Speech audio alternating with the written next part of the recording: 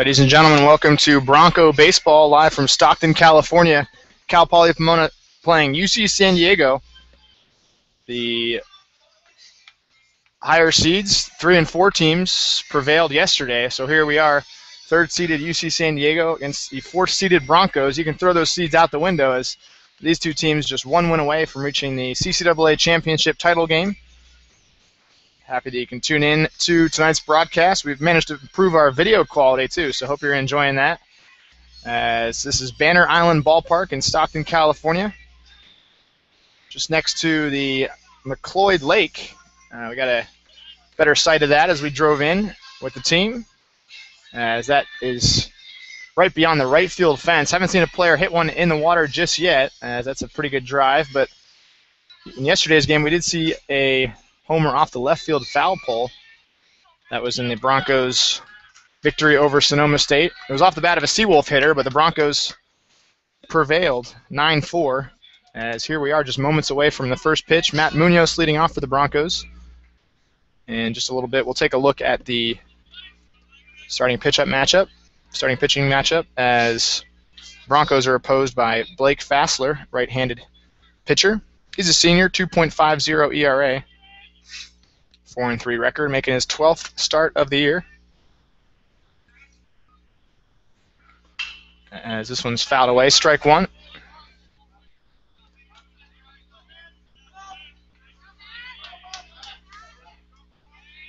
For the Broncos, getting the start is sophomore right-hander Cody Ponce. So initially we thought it would be Max Bethel, but the coaching staff decided to flip those two in the rotation this weekend. As Munoz taking outside, ball one.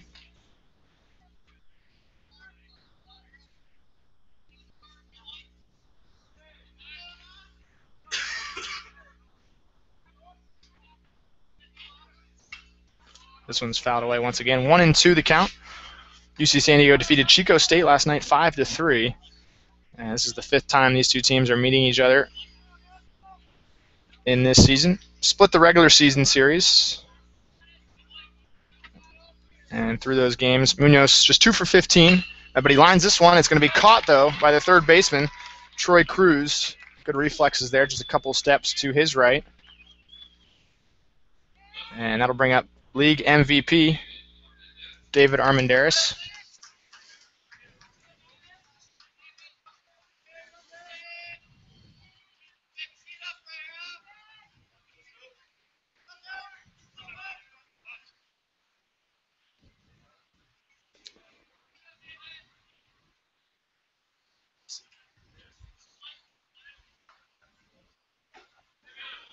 First pitch to him is a strike on the outside corner.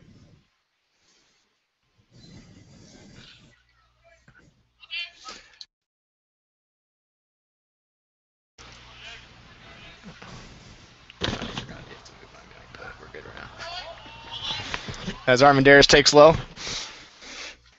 Armendariz, a senior out of Granada Hills. Went 2 for 5 yesterday, 3 RBIs, had that base clearing double to right center. As a little bit different setting here with the later game, 7 o'clock, scheduled for a 7 o'clock first pitch. It was right around 7:05, I want to say. But the shadows right now with the sun over the first base grandstand, actually drop in behind that grandstand, so the shadows right across the middle of the infield. As the 1-2 from Fassler misses in the dirt. 2 balls, 2 strikes.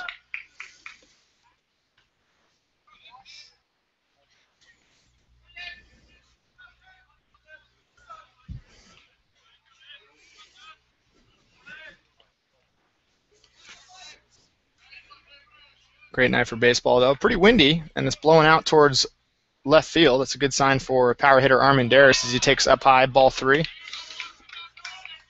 On yesterday's broadcast, we talked about some of the unique configurations to this ballpark in the outfield specifically.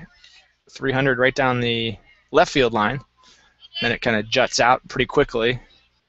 So it's got to take a Big pull hit as Armendariz tries to pull it that way, but he swings and misses, so he'll be out number 2. Fassler looking good in that at bat. As Armendariz shares a couple tips with Bo Walter, who waits on deck. It's now Joseph Eusebio's turn at the plate. He's an all-CCAA first-team performer, 6 for 17 this year against UCSD, and he had 4 hits yesterday. Here he is taking outside.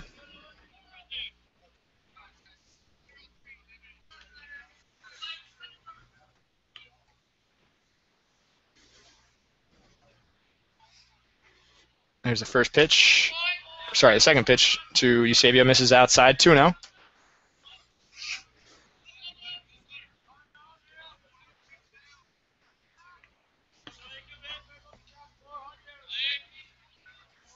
Fans packing their sweatshirts tonight as the temperature is quickly dropping. Still very comfortable right now as Eusebio gets jammed, floats this one out of play. 2-2 with 2 outs here in the top of the first. The Broncos are once again the visiting team, as that was decided by a coin flip after yesterday's action. So similar routine for CPP. In this game, they're wearing their gray tops. Yesterday was the gold.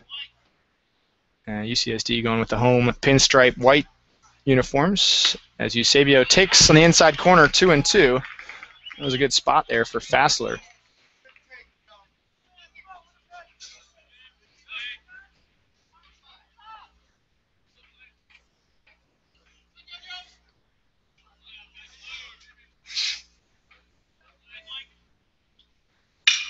Here's the pitch, lined sharply. Oh, a nice fortunate bounce. I think it would have had a hit either way, but it deflected off Fassler's glove, and then it rolled and kicked off the second base bag into center field. And Eusebio has his 5th hit already in this championship event.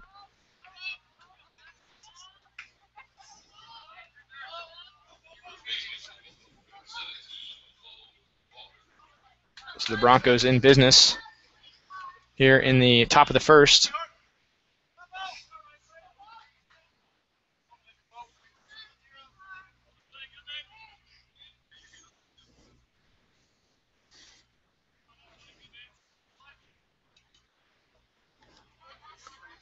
Here's Fassler in the stretch. Delivers a fastball in there for strike 1 to Bo Walter.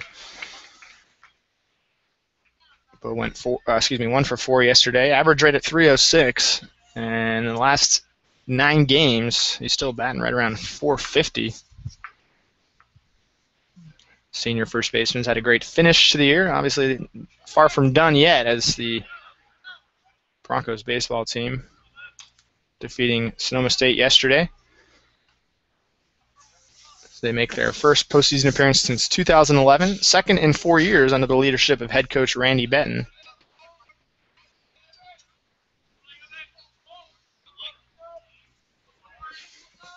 These two SoCal rivals, splitting the regular season series, and here they are playing for a chance to make it into the Saturday night championship game.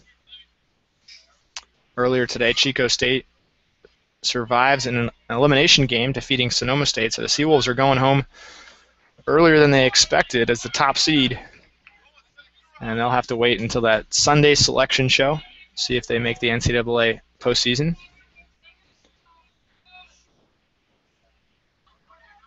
There's the 2-1. Fastball, outside corner, strike 2. Looks to be a pretty favorable strike zone so far from Dale Gardner. We've seen him quite a bit this year, umpiring Bronco games in Southern California. Umpiring UCSD games as well, obviously.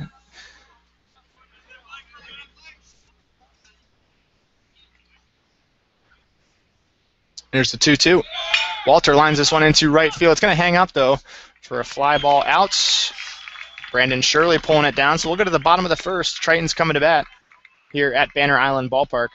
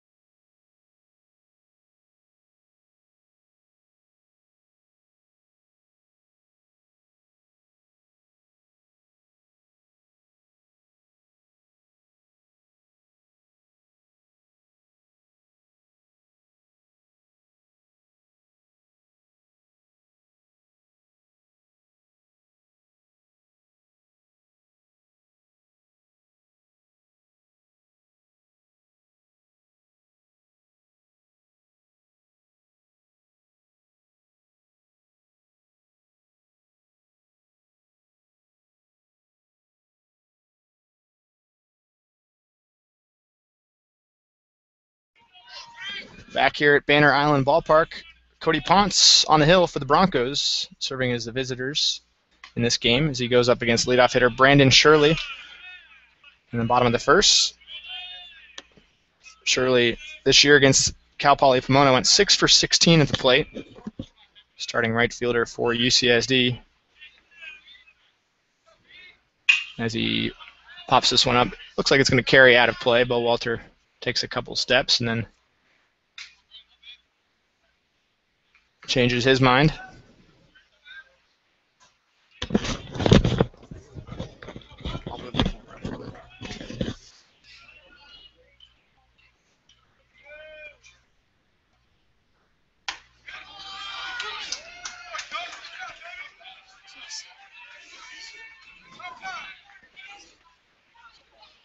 As now 1-2 count to Shirley. Here's the pitch. Swing and a miss, strike 3. Ponce starts his outing with a strikeout. It's number 43 on the season for Cody, who's really been on a tear for the last month and a half. He did get roughed up against Chico State at Chico, 6 innings, 4 earned runs. Certainly, I'm saying roughed up. I mean, still, it was a solid outing. But looking at Cody's other starts, he's kept opponents under 3 runs in all but 2 of his appearances. So, tremendous sophomore campaign for Cody as he gives up a single here to right field off the bat of Eric Lewis. So, UCSD with their first hit of the game.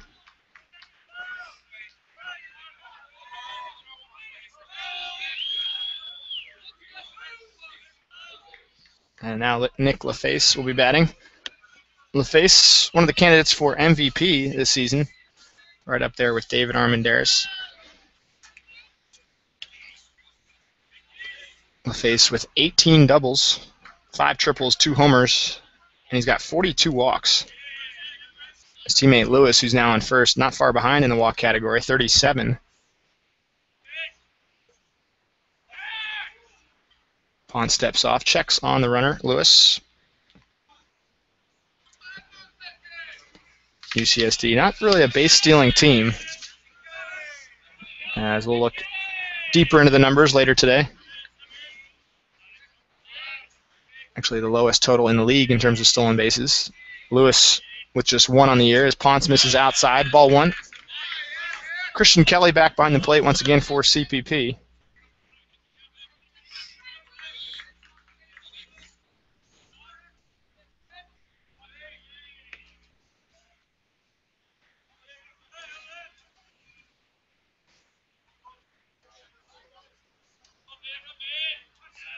Here's the 1-0 pitch. On the outside corner, strike 1.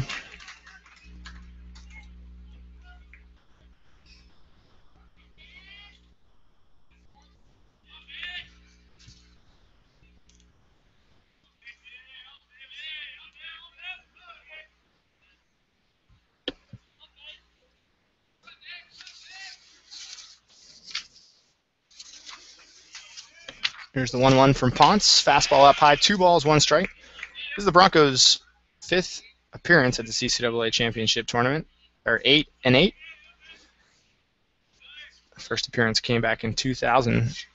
The event actually started in 1999. And the Broncos chasing after their first ever title here at the championship tournament. A win tonight could put them in that championship game tomorrow at 7 p.m. Banner Island Ballpark. As Ponce throws over to first. Diving back in safely as Lewis.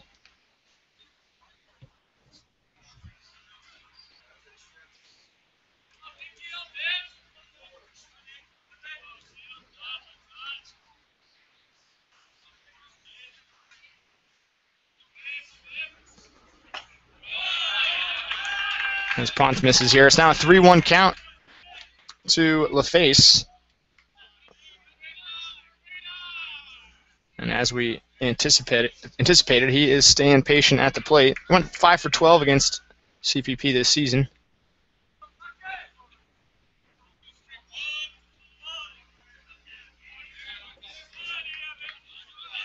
Ponce gets the sign. Once again, throws over, keeping Lewis close.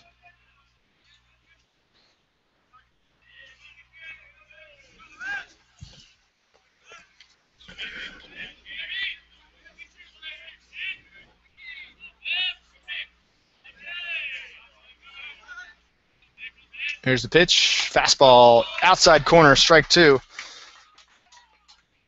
You can tell the face really had a small zone that he was looking for a pitch to drive. But Ponce nibbling on the corners gets a strike 2 call. And look at those flags blowing out there in the outfield. They've continued to pick up pace, and now they're blowing across the outfield right to left.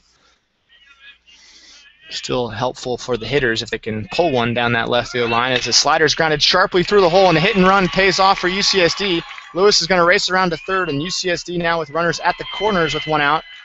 LaFace, a nice piece of hitting there, driving that one into the wide open gap with Cooksey racing to the second base bag to potentially cover for a stolen base attempt.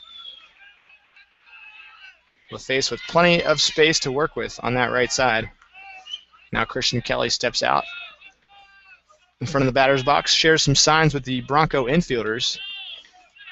Let's see if the Tritons decide to pull a little trickery here. Put the runners in motion to try to get the first run across. 0-0 in the bottom of the first.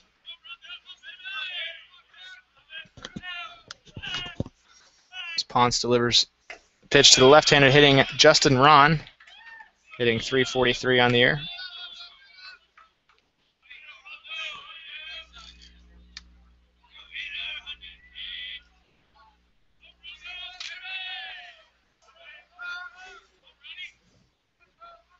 Here's the 1-0 pitch. This is inside, ball 2.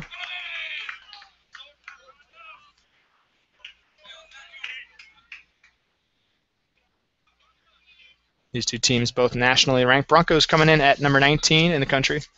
UCSD at 18. Rankings, though, very unimportant at this point in the season in terms of the national polls.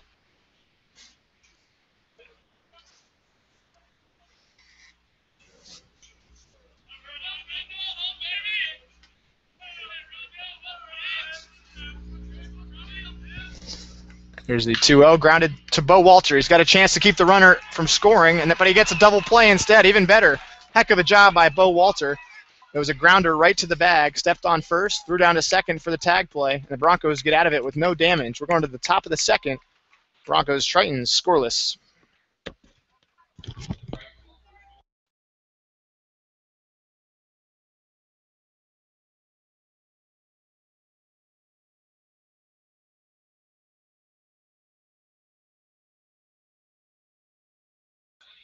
And we'll stay right here. Take a look at the starting pitcher history as Cody Ponce and Blake Fassler dueling it out as we enter the top of the second.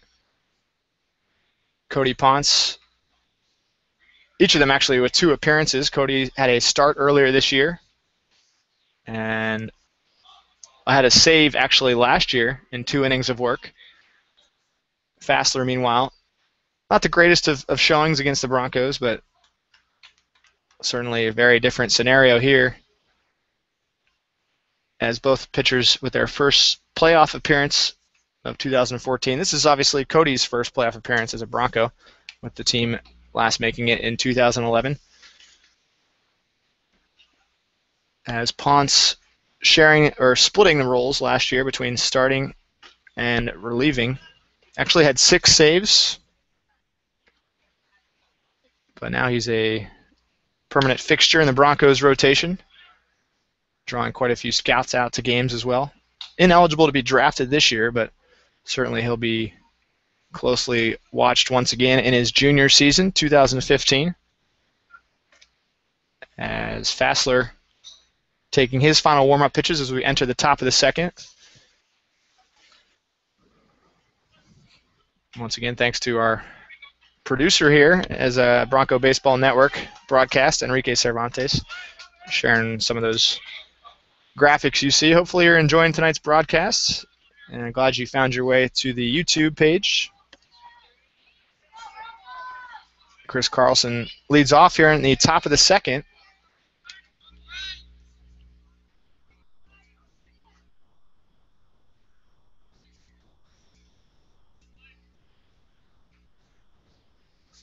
First pitch from Fassler to Carlson, in there for strike one. Tritons look to be threatening in the bottom of the first, but Broncos get a double play to end the inning. Wasn't a conventional one either. With the step on first from Walter and then throw down to second for the tag play as the runner from third tried to score.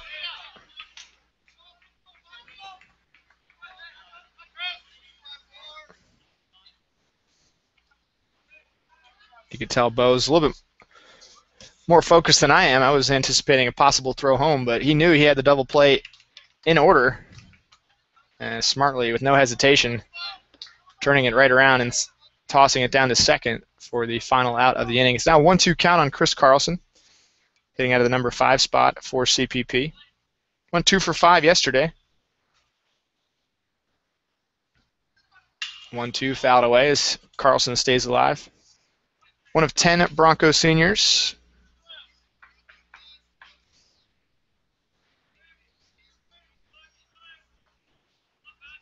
Left-hander hitting center fielder. He's done a really good job defensively as well. Plenty of range out there at the center field position as he takes outside 2-2.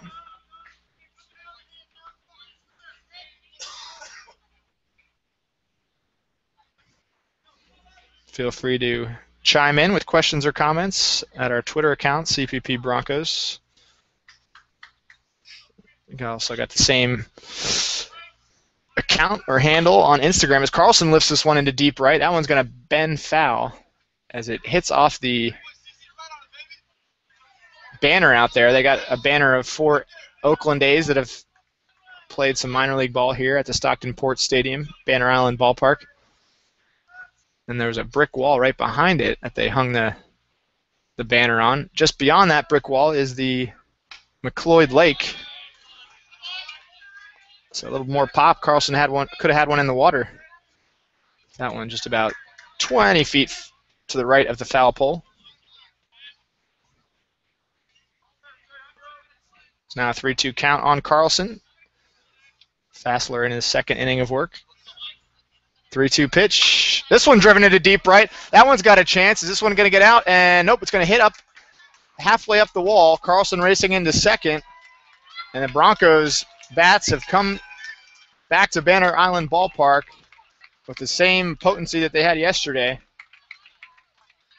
And Carlson, a leadoff double to get this top of the second started.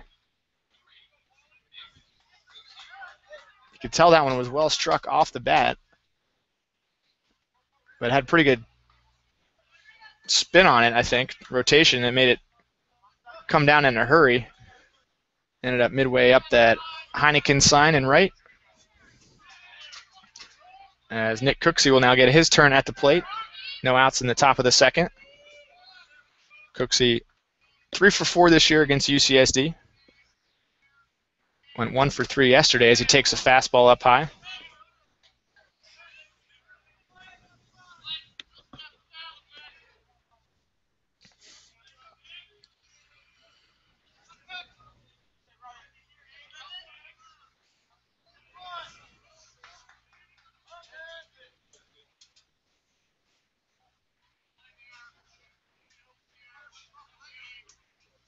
There's the 1-0 from Fassler.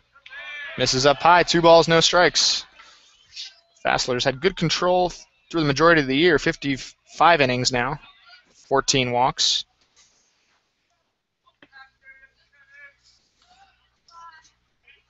Cooksey managing to work a good hitter's count. 2-0 on the batter. Steven Andrade waits on deck. Here's the pitch. Looks like a changeup there, pops up, out of play. 2 balls, 1 strike.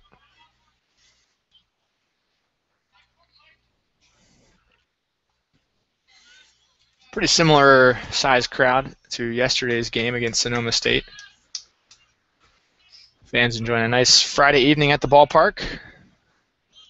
Home of the Class A affiliate of the Oakland A's, Stockton Ports.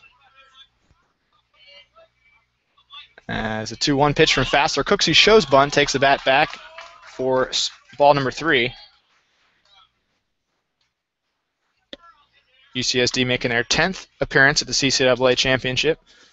They're 21-12 with 5 titles, tied for most in the league with Sonoma State, who, as we mentioned, made the quick exit, losing earlier today to Chico State. Broncos chasing after their first title here in the tournament as Cooksey lifts this one into left, shallow left. Shortstop Garrett Tuck giving chase. It's going to be called off by the left fielder, Justin Ron. Makes the catch for out number 1. So Cooksey fails to get the job done here in the second. See if Andrade can make something happen.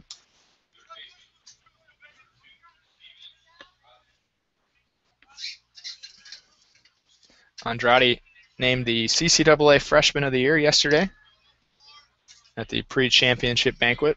I think it caught him a little bit by surprise, but certainly didn't catch us by surprise, either our staff nor our coaches, as we've seen Andrade be Mr. Consistent down there at third base, starting in each of the Broncos now 46 games as a freshman. Cypress High School grad.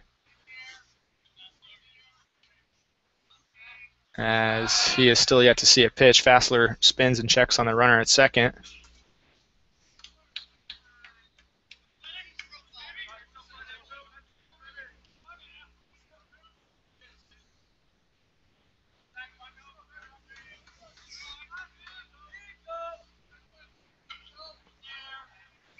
Fassler checks the runner. Once again spins and takes a long look back at Carlson, who steps back on the bag. Might just be preventing a good secondary lead. I doubt Carlson is going to try to take third. Pretty good speed, though. 8 stolen bases, 11 attempts this year for Carlson.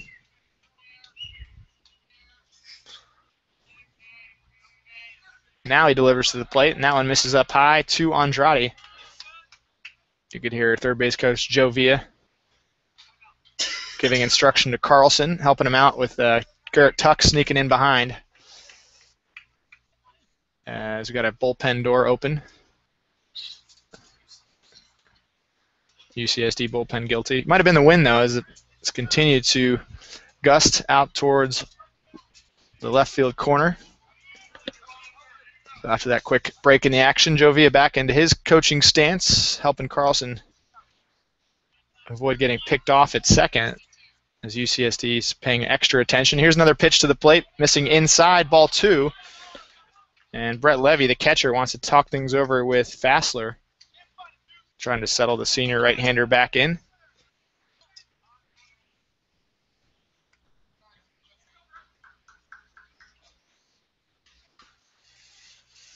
Regional playoffs for the NCAA start in 6 days. Site has yet to be determined.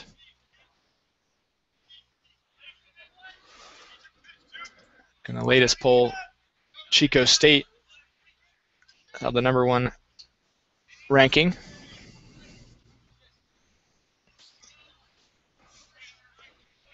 But they have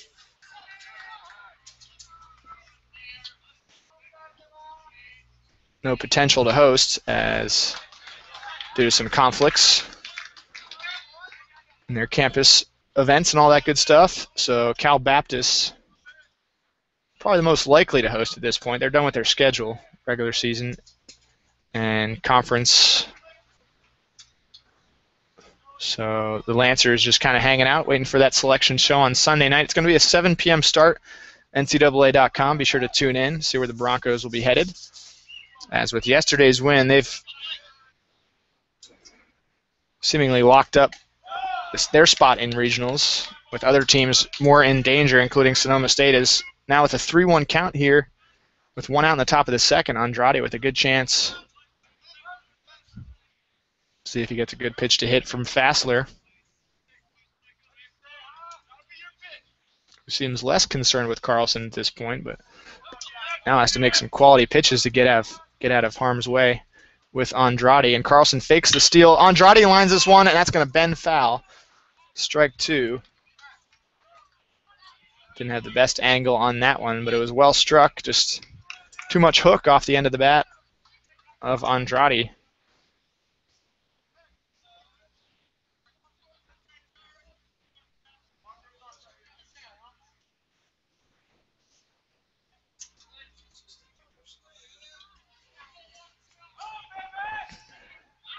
Got a shout out on Twitter from former sports information intern Chris Miller, also former Bronco baseball star.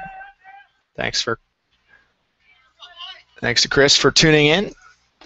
As Fassler gets strike 3 call, pretty big curveball as Andrade was fooled. Had a look of surprise and maybe a quiet word or two for the home plate umpire, but he's going to take a seat in the dugout. 2 outs now, and it'll be up to Christian Kelly.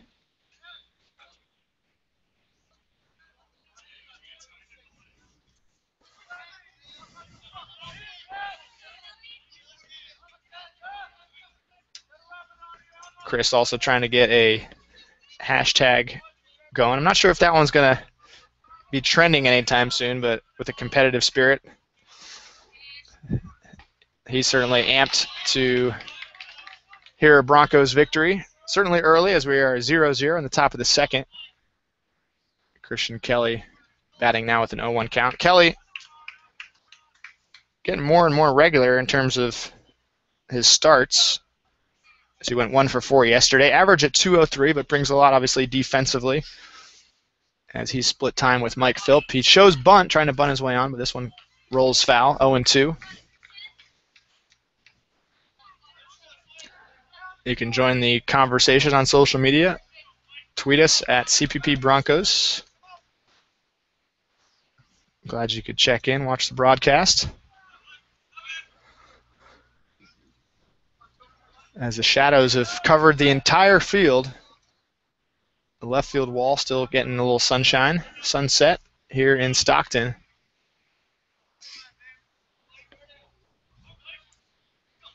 The lights are on, obviously. As time is called by Kelly, or asked home plate umpire for time, as Levy and Fassler trying to get on the same page. Still 0-2 count, 2 outs, top of the second. Runner in scoring position is Carlson at second. Here's the pitch. Fastball, strike 3. Back-to-back strikeouts for Fassler. Triton's all fired up as they avoid further, or any damage, I guess you could say. Bottom of the second, we'll enter in just a moment. 0-0 ball game at Banner Island Ballpark.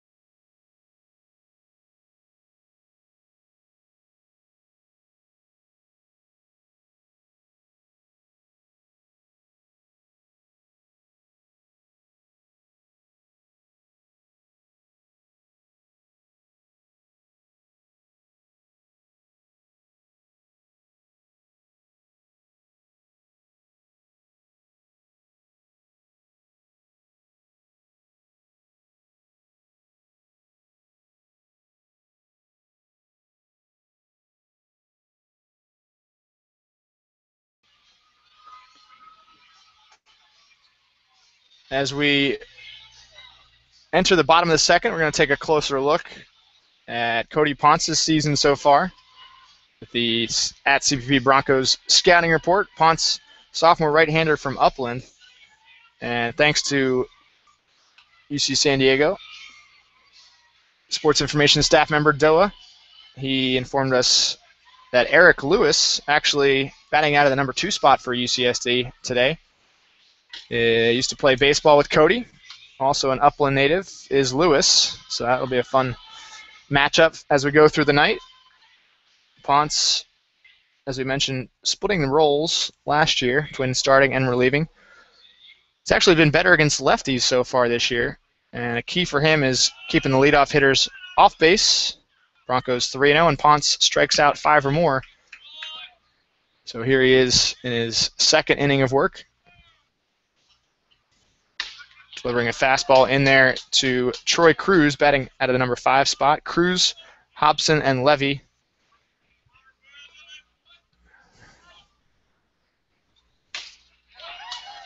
Swing and a miss. Strike two. I'm sure Ponce got a boost of adrenaline and momentum after seeing Bo Walter complete that or initiate that double play to end the first and get Ponce out of the jam.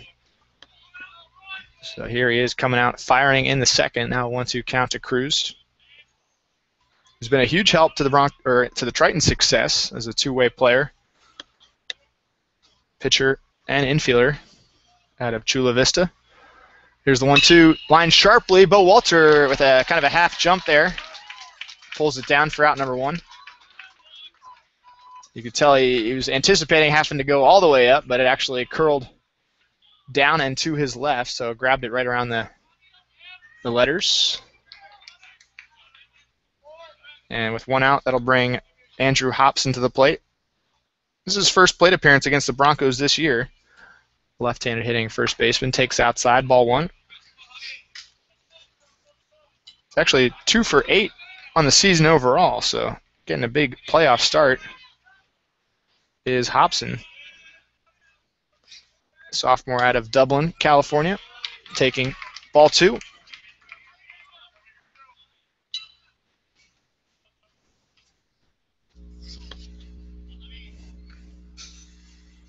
There's the next pitch from Ponce. Fastball, strike one.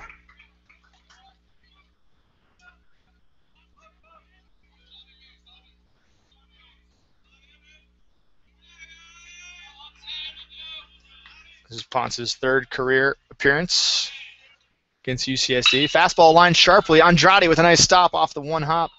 Throws the first in time for out number two. That was a tougher play than Andrade made it look, as that was a line drive shot. Andrade kind of speared it.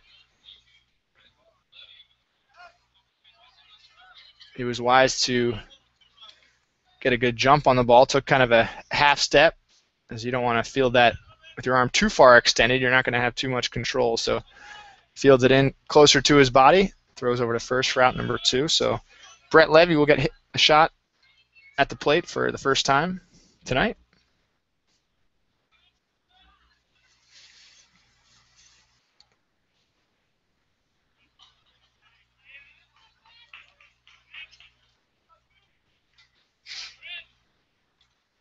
Ponce's pitch. Fastball in there, strike one. Certainly like to give thanks to the media vision staff on the campus of Cal Poly Pomona. They're always very helpful in getting us set up with different video projects, including this week's baseball playoffs in Stockton. As strike two, kind of a check swing by Levy, but the strike is called.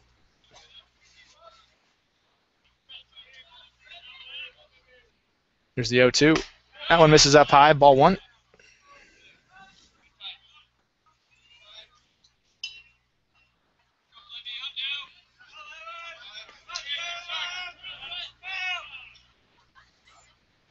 That one in the dirt. 2 balls, 2 strikes.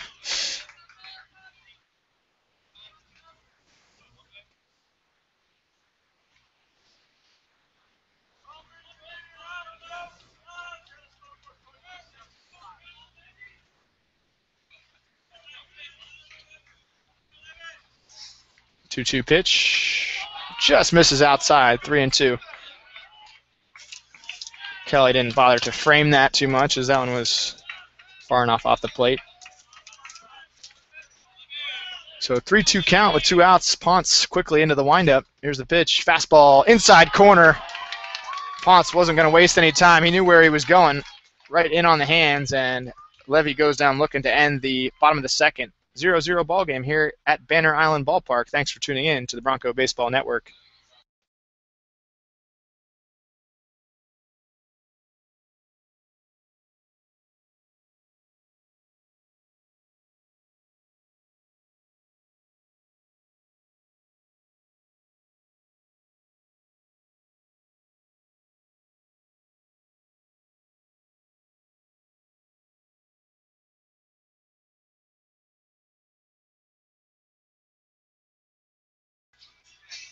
Right back here in Stockton, breaking down the Broncos and Tritons stats through the season.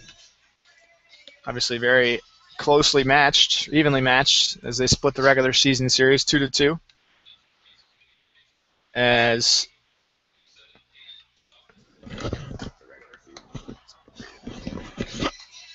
the Broncos with a slight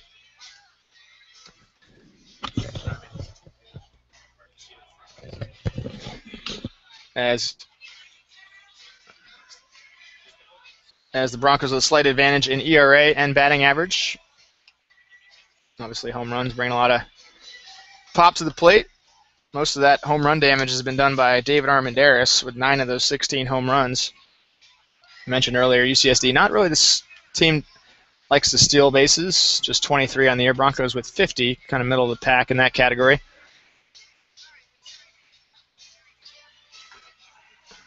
But the fielding percentage, obviously something that the Broncos would hope to improve on. At .962, 8th in the league, the Tritons rather, strong defensively, .975 with the fielding percentage for 2nd in conference. And as you see on the top there, social media accounts, be sure to follow both squads, both programs, at CPP Broncos, at UCSD Tritons.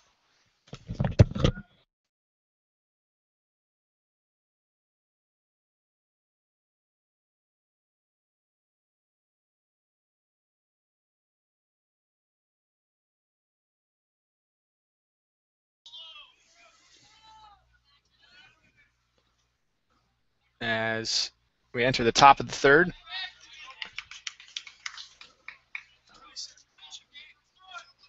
A quick pitching change for the Tritons as Dan Culloden enters. So a quick 2-inning outing for Fassler as the 1-0 pitch from Culloden tipped into the glove by Trevor Magno. We've started to see this with the earlier game today, is that these top CCAA teams trying to get a wide range of pitchers some work. I'm not sure if that's the exact strategy, but it certainly could be, with the Tritons already knowing that they're going to make regionals. Trying not to tax certain pitchers too much. So the ball is handed to Dan Culloden here in the 3rd as he gives up a pop-up here, carrying into right field. As the wind kind of swirls it around, but it's pulled down by the right fielder, Brandon Shirley, for out number 1. So now we head to the top of the lineup for the Broncos with 1 out. Matt Munoz at the plate.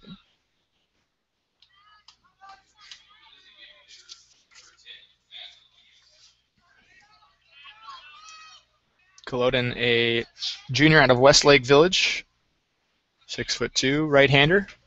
First pitch to Munoz. Misses outside, ball 1.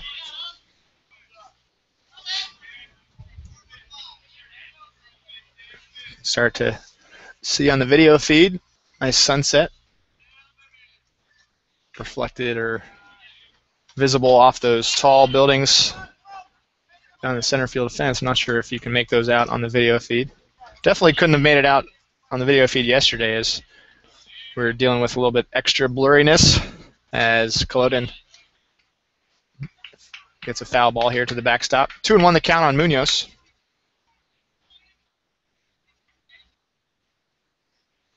Got a nice comment from one of our fellow staff members when I was commenting on trying to improve the quality of the video feed, and she said, "Yeah, it was good. It just looked like it was extra cloudy, a little bit overcast." Very nice of her. Keep a positive outlook as a 3-1 count now to Munoz, as he's been one of the more patient hitters for the Broncos this year. 26 walks. Here's the pitch. Grounded sharply up the middle, and that's going to be a base hit for Matt Munoz. 3rd hit of the day for CPP. As we've seen him become more and more comfortable after returning from injury. Nice piece of hitting there with the 3-1 pitch. As Armendariz steps to the plate with 1 out. Struck out in his first plate appearance, now 2 for 6 this week. 4 for 16 against UCSD this season. As the wind continues to gust pretty heavily out to left field. Armendariz takes ball one.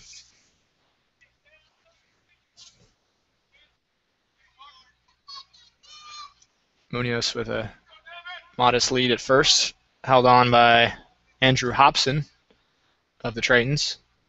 There's the 1-0. Slider hammered into left field. That's going to fall for a base hit. Back-to-back singles for the Broncos. And with one out, getting deeper into the heart of the Broncos lineup, Joseph Eusebio out of the number 3 spot. He takes a slow walk to the batter's box, sensing that the Broncos could try to tack on the first run of the game, 0-0 in the top of the third.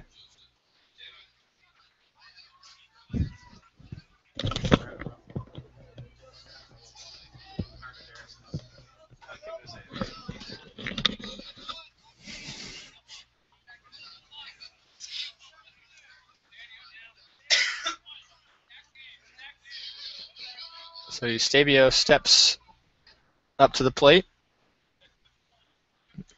And also got kind of the senior row, I guess you could call them, 2 through 5 spots in the order, all seniors. Starting with Armendariz, followed by Eusebio, Walter, and Carlson. And they've been a huge part of the Broncos' April and now May success.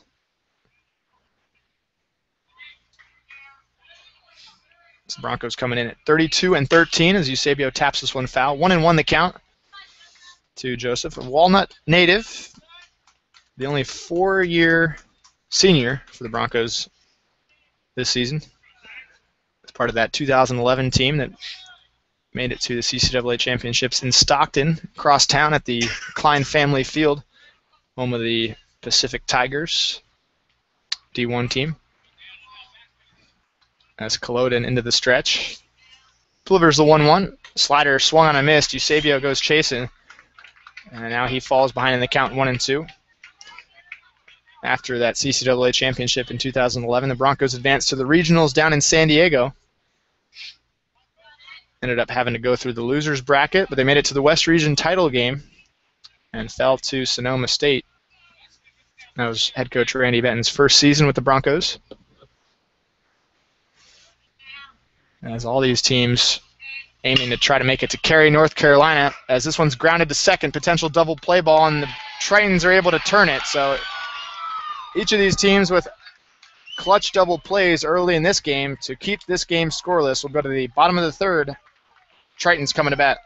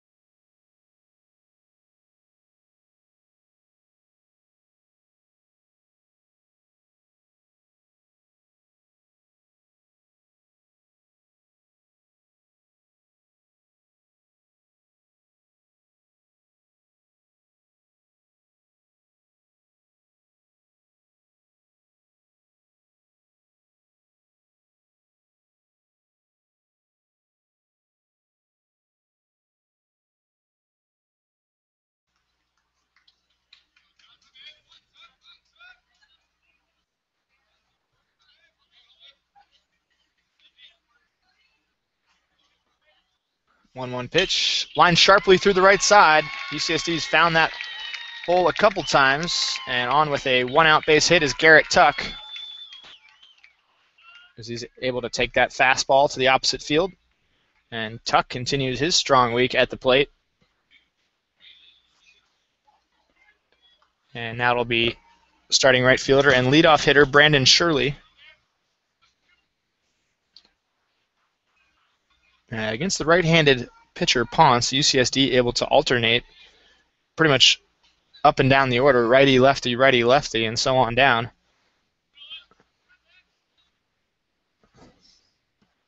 As first pitch to Shirley is changeup swung on and missed. You see a lot of major league teams trying to do that. Even college teams too, obviously, trying to split up the righties and lefties. Make the bullpen decisions on who to bring in relief a little bit tougher, as you like to play matchups with different pitchers being stronger against righties, different pitchers being stronger against lefties. So head coach UCSD Eric Newman with a little bit trying to gain an advantage in that aspect, as Kelly's forced to push Shirley out of the way, as kind of he was hanging out there right over the plate. The ball was loose on the ground. Christian Kelly not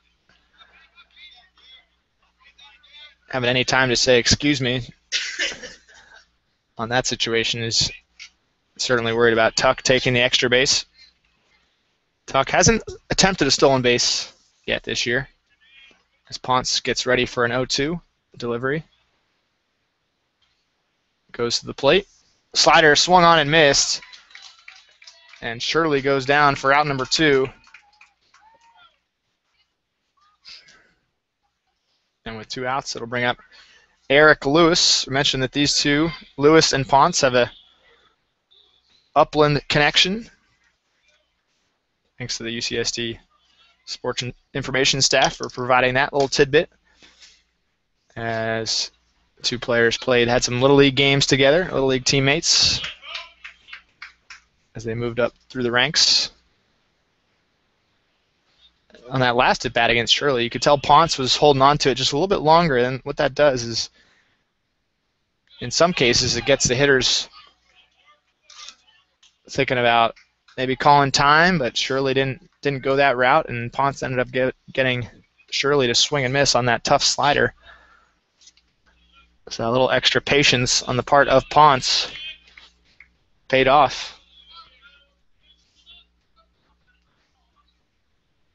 Now 1-0 count to Lewis with the open stance from the left side. Here's the pitch. Outside corner, strike 1. You can tell Ponce is settled in pretty nicely. The first inning was a little bit rough, but Bo Walter helping defensively, getting an inning-ending double play with a runner stranded at third. We're still scoreless. Big hack from Lewis puts the second strike on the board, rather, as Ponce with 3 strikeouts so far in his outing through 2 2/3 complete. 3 hits allowed, no walks. See if he can get that 4th strikeout. He's got a 1-2 count against his upland friend, Eric Lewis. 1-2 pitch, line sharply, and that's going to be a base hit. Lewis kind of throws the bat out there, and he loops a single into right field, so Lewis wins round 2 of the battle between he and Ponce. So with 2 outs, Tritons with the runners at first and second. And their most dangerous offensive weapon will step to the plate in Nick LaFace, right-handed hitting DH.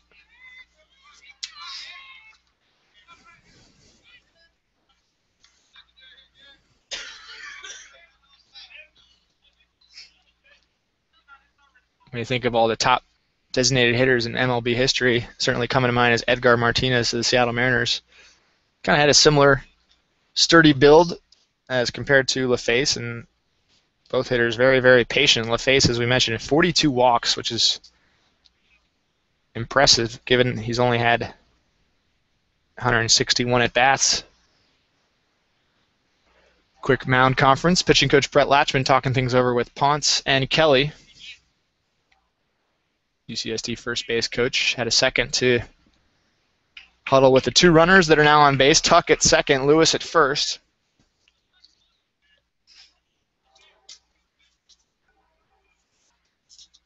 Similar to Martinez as well. Kind of a gap hitter. 18 doubles, 5 triples, only 2 home runs. But still, with all those extra base hits, has a .559 slugging percentage.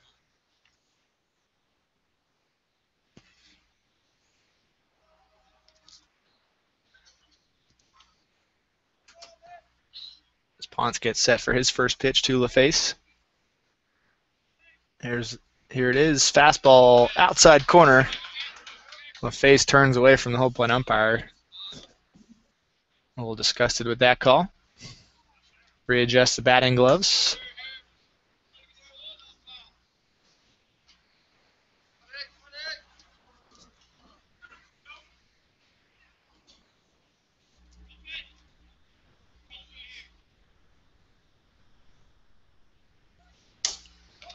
This one misses outside.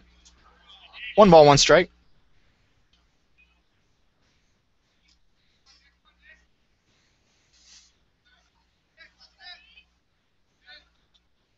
Kind of get a purplish hue to the sunset.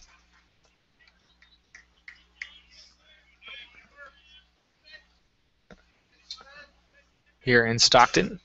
Beautiful night for baseball. Broncos and Tritons. There's a big hack from LaFace. He comes up empty, now 1-2. 4 hits for each team so far. We're in the bottom of the third. Triton serving as the home team after a coin flip following yesterday's action.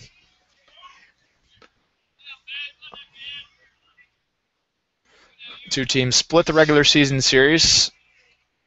They're next to each other in the national poll. UCSD at 18, Broncos at 19. Here's the pitch from Ponce, lifted to foul, still 1-2. Broncos looking for their 33rd win of the season. UCSD right at that mark. Tritons 33-14. Broncos 32-13. Tritons entering as the number 3 seed in this conference championship. Broncos at the number 4 seed.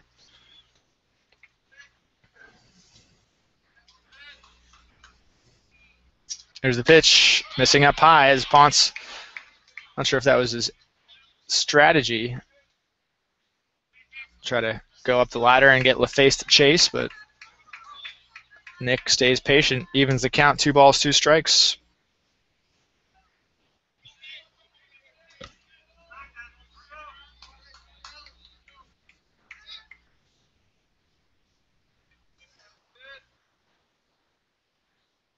Ponce checks the runner at second. 2-2 pitch, lined straight to the back screen here. We might have had it. That might have been our chance at a foul ball if that screen wasn't there. We got 2 open windows here up in the press box, so hoping to get a foul ball. We got a couple close opportunities as they bounced right over the press box, off the roof. We are still protected by middle pane of glass as LaFace rips this one into left field. It's going to fall in front of Armendariz. Strong throw to the plate. Is it going to be in time? No, it's going to be tempted to cut off by Andrade. UCSD scores the first run of the game off an RBI hit from Nick LaFace. Garrett Tuck got a pretty good jump on it. Armendariz had to line it up, and his throw was just a little bit up the line, and Andrade was going to try to stop it because he knew that it wasn't going to get to the plate in time to try to get Tuck. So the Tritons jump in front 1-0 with a 2-out RBI hit from LaFace in the bottom of the third. Now with a first and third situation.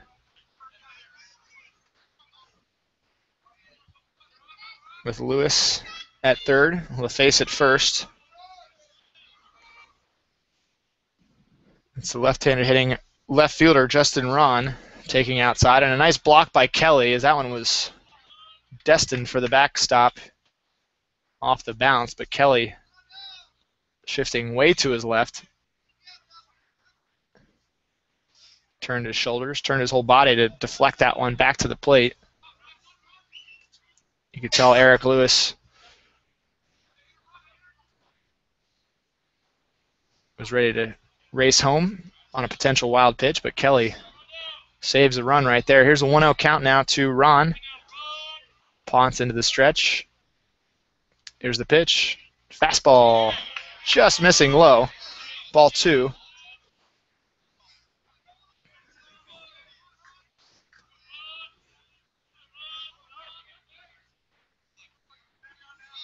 Certainly can't fault Armendariz on that play. As with 2 outs, Tuck was running on the contact. It was an incredibly tough play for an outfielder to get a chance at the plate. As Ponce missing low and outside, 3 balls, no strikes with 2 outs. He's got the right-handed hitting Troy Cruz waiting on deck. But a walk would load the bases.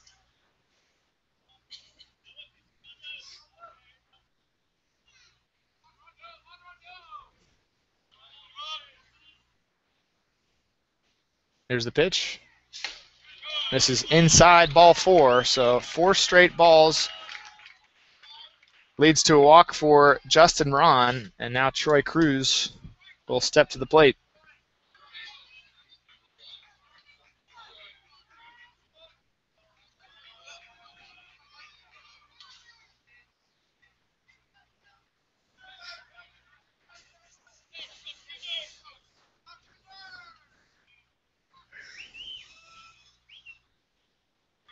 Here's the pitch.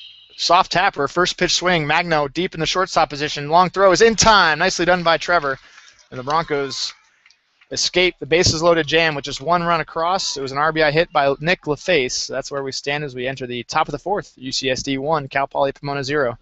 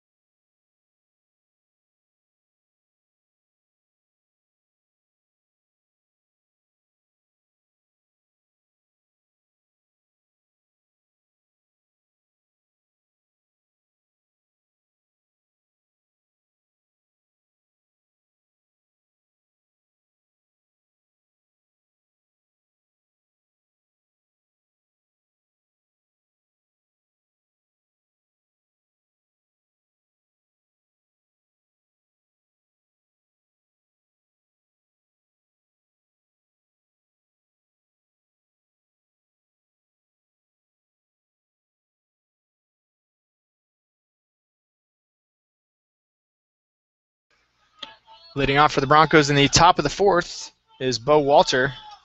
CPP has fallen behind 1-0 after a 2-out RBI hit into left field by UCSD DH Nick LaFace, senior out of North Hollywood. Still on the mound for the Tritons is Dan Culloden. Evens a count, 1 ball, 1 strike to Bo Walter.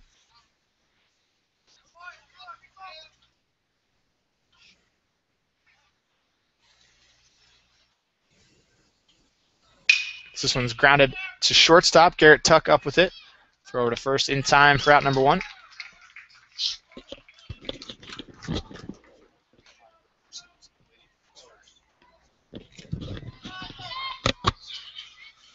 Another senior batting for the Broncos with 1 out. Chris Carlson.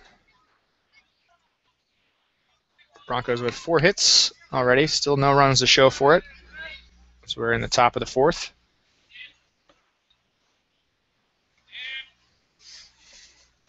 Here's Culloden's pitch. Carlson trying to bunt his way on, but it's tapped foul at the plate.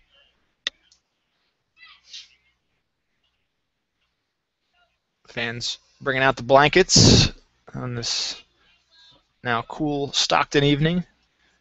Friday night lights here at Banner Island Ballpark.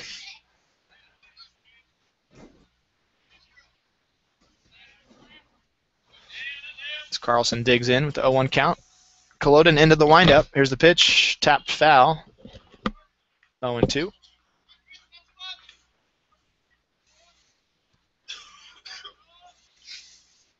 The winner of this game goes into the CCAA Championship title game tomorrow night, 7 p.m. Opponent obviously yet to be determined, as there'll be another elimination game tomorrow at 3 p.m. The loser of this game will take on Chico State as Culloden misses outside. 2 balls, 2 strikes to Carlson.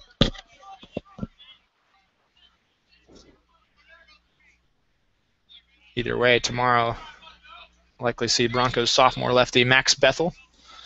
Thought he might get the start today, but the Broncos coaching staff decided to flip things around, give Ponce the Game 2 start this week as Carlson continues to battle with 2 strikes, 1-2 with 1 out.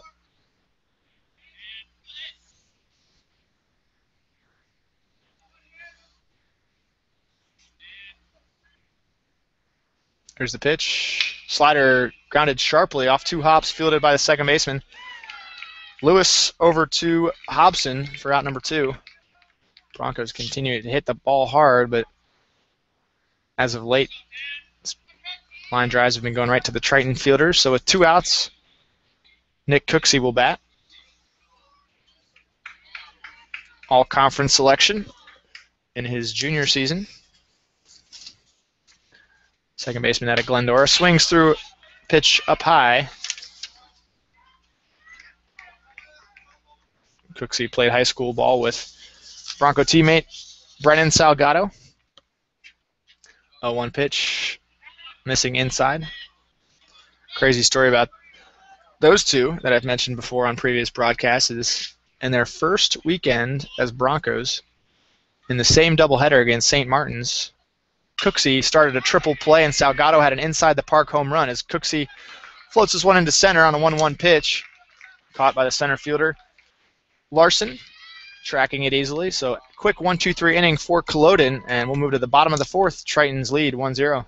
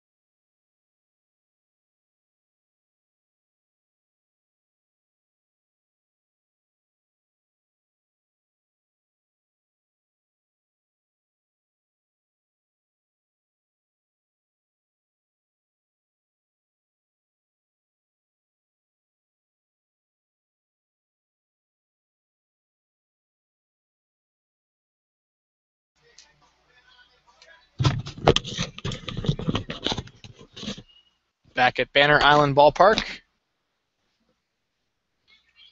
under the full lights here in Stockton. We'll enter the bottom of the 4th. Cody Ponce steps off, readjusts his cap as he gets set to face number 13, Andrew Hobson. First pitch swing, pops it up. Let's see if it stays in play. Christian Kelly giving chase. Nice try as he stuck his glove out, but it went about 4 rows deep into the stands.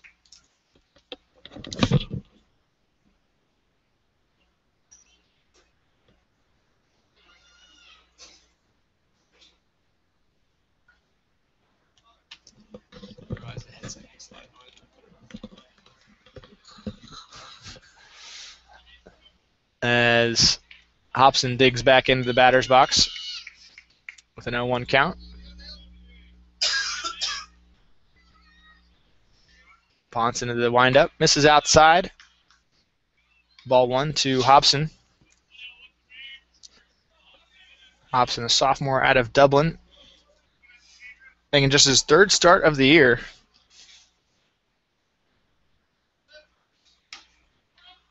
Taking for ball 2.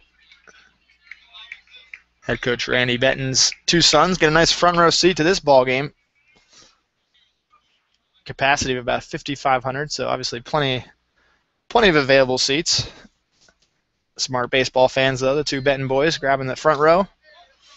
I don't think they've moved much as they are locked in, ready to cheer on a hopefully Broncos comeback as CPP trailing 1-0.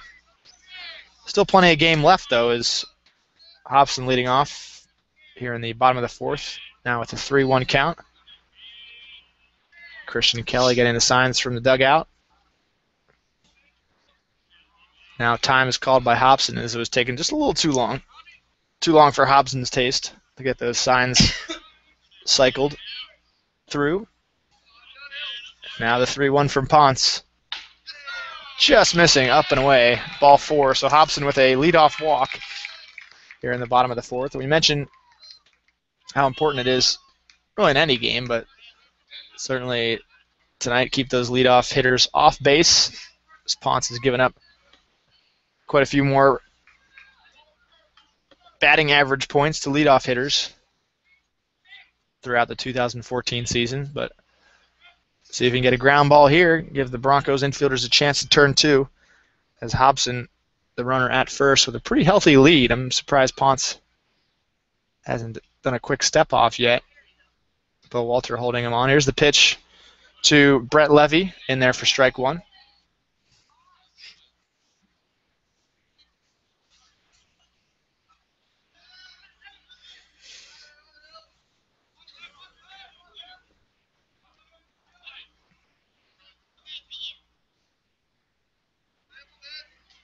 Ponce into the stretch. 0-1 pitch. Bunting on the play, but foul off the bat of Levy. Puts 2 strikes on the board. 0-2.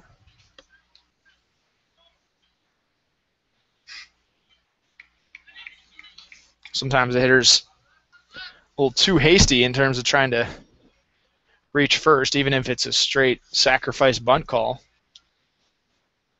A little too anxious to get out of the box and don't focus enough on making sure that bunt ends up in fair territory. Not sure what the exact sign was on that play, but either way, Ponce fortunate to get ahead further in the count, 0-2. Cody's next pitch, fastball off the plate, 1 ball, 2 strikes.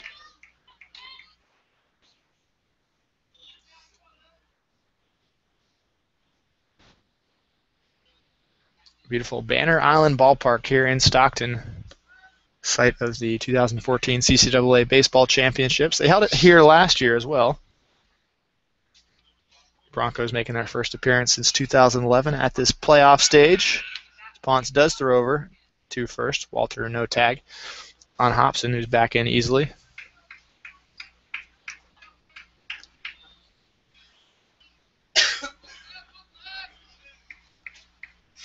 As a reminder, you can follow this game on live stats as well. As the 1-2 from Ponce hits Levy in the hands. As head coach Randy Benton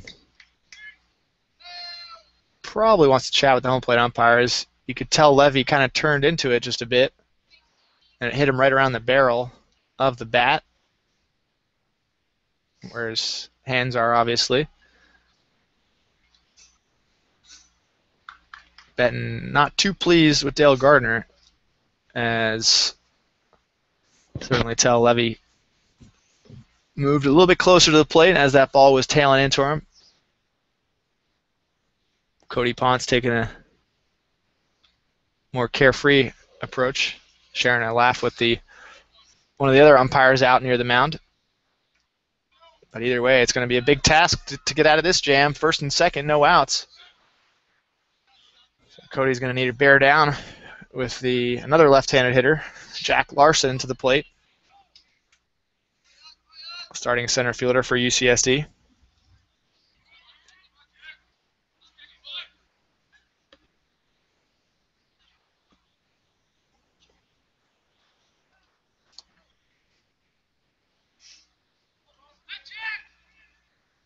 First pitch to Larson, who shows bunt, bunts it foul, and once again, Larson had 1 foot out of the box as his bat continued to move. Instead of just staying in the box and seeing the ball into the bat for the sacrifice bunt, it curls foul. So with an 0-1 count, we'll likely see him try to get better contact on it, send it into fair territory. As Ponce goes back into the stretch. 0-1 delivery. Once again, a bunt, and it's in there for strike 2. Nicely done by Cody. Dropped the hammer with the 12-6 curveball and kind of just confused Larson. Certainly when it's a strong off-speed pitch there, you're worried as a hitter it might pop up that bunt. So now 0-2 once again for Ponce as he battles Jack Larson. Here's the pitch. Fastball up and away, 1-2. Need a big 2-strike pitch here from Cody. As Broncos try to keep the margin at 1 run. That's where we stand. UCSD in front here in the bottom of the 4th.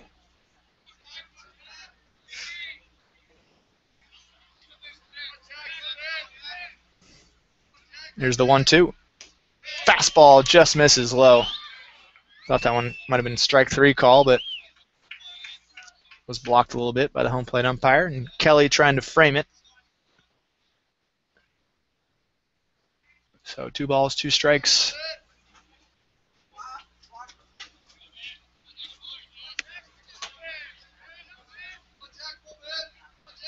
Next pitch, fastball in the dirt, ball 3.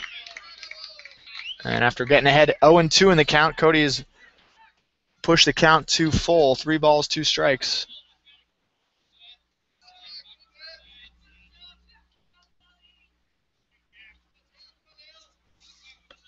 As Larson senses renewed life in this at-bat after failing to get the bunt down. He's just 1 pitch away from working a walk with runners at first and second. Here's the 3-2. Fastball, actually I think that was a slider. As it cut in towards the hands on the lefty, and Larson can't get contact on it. He goes down for out number 1. 4th strikeout so far for Cody Ponce, I believe.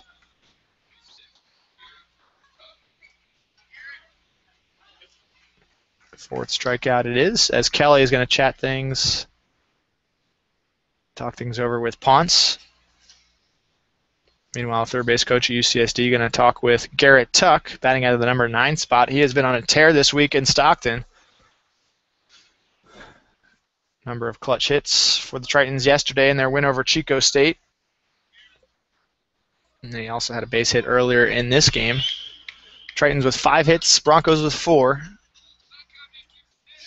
See if Ponce can induce a ground ball here with runners at first and second.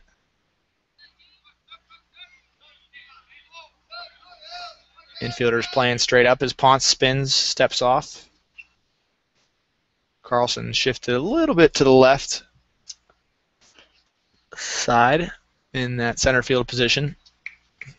But otherwise, Broncos fielders even for Garrett Tuck. Ready for his first pitch of the at-bat. Outside corner, strike 1. Another good slider there from Ponce.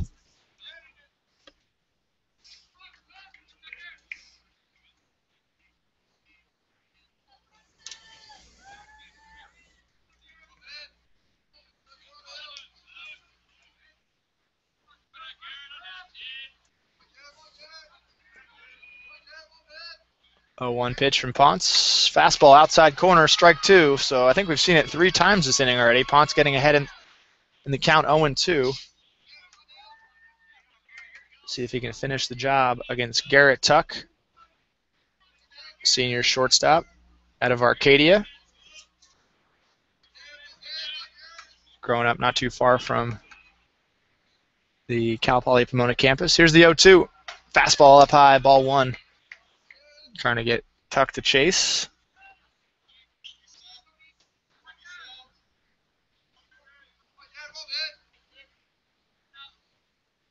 for the first time this week. I see a couple fans out there at the back porch seating. It's a pretty cool area of the ballpark for a fan to catch the game in right field. As the 1-2 from Ponce misses outside, 2 balls, 2 strikes. That right center field fence juts out where that seating is. So a little bit closer distance for hitters to drive it that way into right center, potential home run.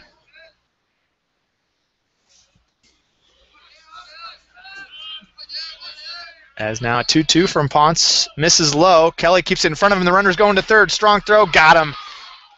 Nicely done there by Christian Kelly. As the runner thought Kelly was going to be held up, trying to track down the ball, but Christian immediately spotted it in front of the plate, picked it up, and gunned that throw down to Steven Andrade well in time. It's now a 3-2 count as Cody calling out Kelly.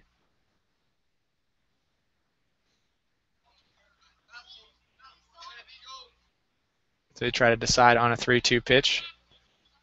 Here with now 2 outs. And the runner at first still there, as he was taking a little bit more of a safer approach. That's Brett Levy at first base.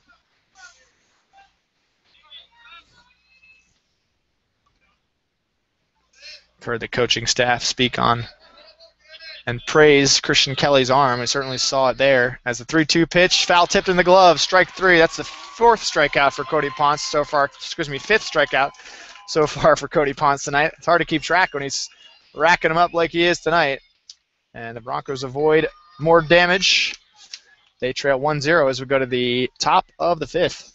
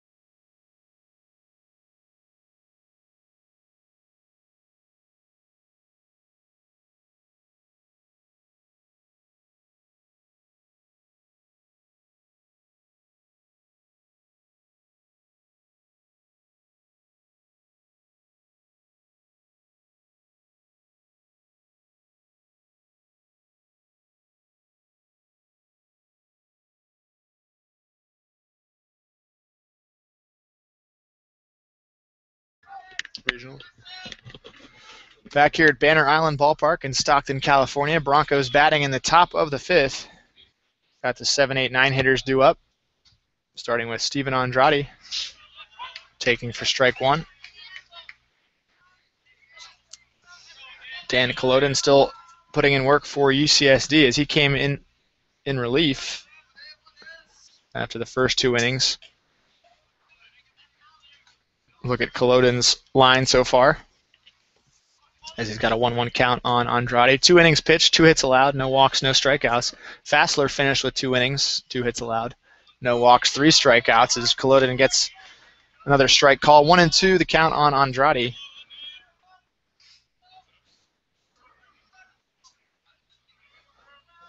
Here's the pitch.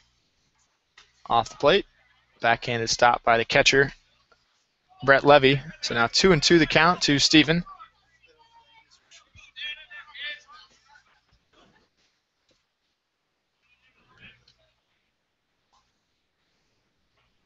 Culloden into the windup. Slider driven into right center. That's going to be a base hit for Steven. Right fielder cuts it off as Steven, pretty good pace around the bag, but he's going to hold up. Nice job as the Broncos hitters continue to go opposite field. The disciplined approach at the plate. And right there you see it in Andrade getting the leadoff base hit for CPP and putting Christian Kelly at the plate.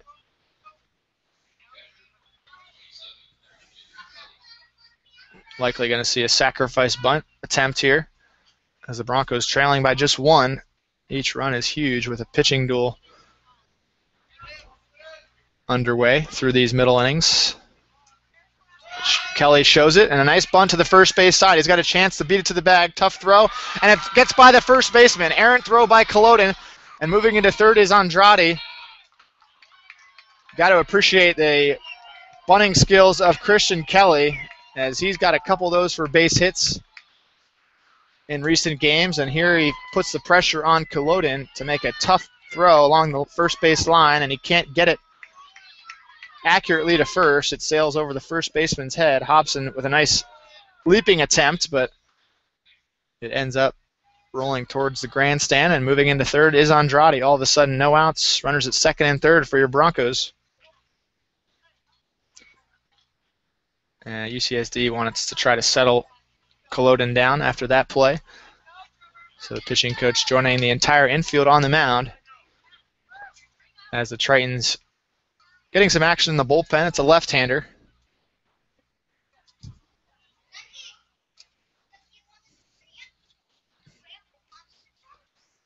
Either Eric Merson or Chad Reeser. Fortunately, I can't get a good look out there. But certainly you could guess that a mound conference here gives that reliever a little extra time to warm up. But they also want to discuss the strategy going up against the tough senior shortstop of the Broncos, Trevor Magno.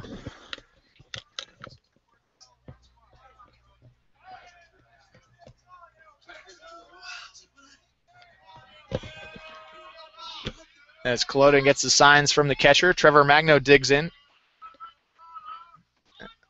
Time is called.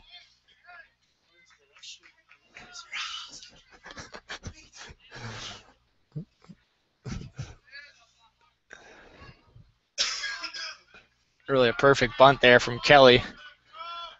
As Magno nubs it off the end of his bat. That's going to score a run. I don't know why Andrade was waiting, but it's safe is the call. So the Broncos get away with some indecision there. And it's a tie ball game. Could have been a potential double play. Wow, that would have killed all of the Broncos' momentum.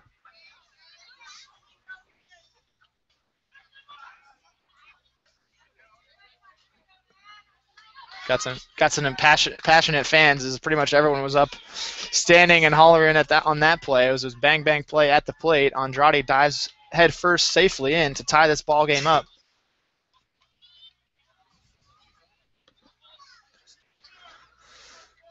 And Matt Munoz with a chance to give the Broncos the go-ahead run here in the top of the fifth. First pitch he sees of this at bat is a strike on the outside corner.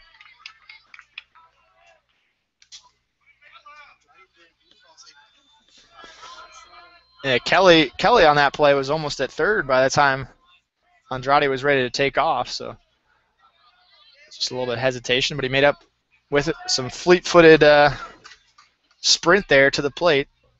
Now 1-1 count to Munoz.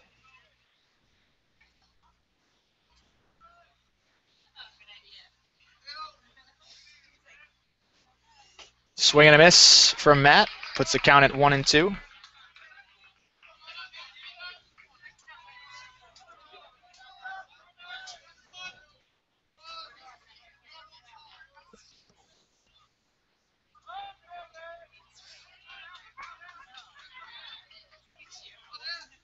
One-two pitch, up high, ball two, 2-2. UCSD head coach Eric Newman in his third season with the program. Head coach Randy Benton in his fourth with the Broncos.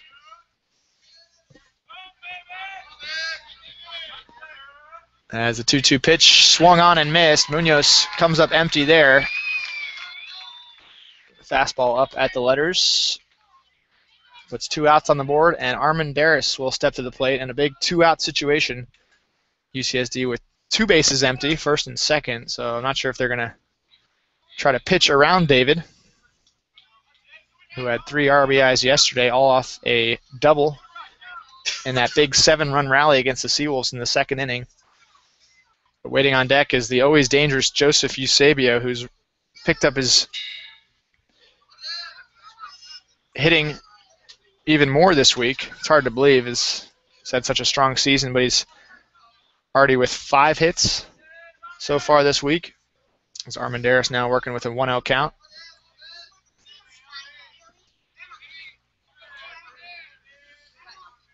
Culloden setting up on the far left side of the pitching rubber. There's the 1-0. Fastball in there for strike 1.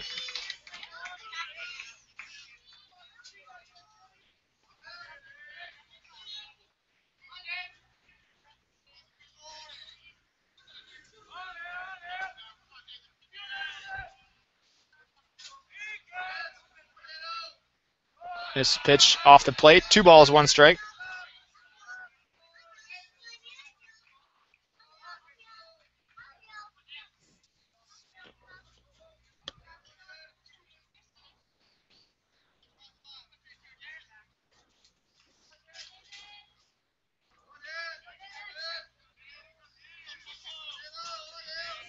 Armendariz digs in, awaits the 2-1 pitch. Here it is, off the plate. 3 balls, 1 strike. Is continuing to see some good effort there from Brett Levy, keeping those sliders in front of him right up to the edge of the dirt there.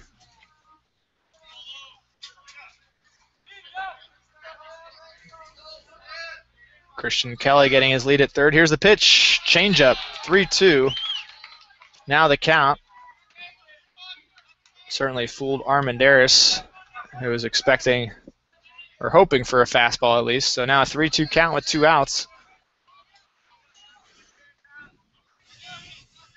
Culloden working carefully against Armendariz, but he's 1 strike away. Nope, he's going to pitch this one outside, ball 4. So as you may have guessed, Armendariz works the 2-out walk, putting runners at the corners. So Joseph Eusebio, with a chance to be an even bigger hero than he already is. Had 4 hits yesterday.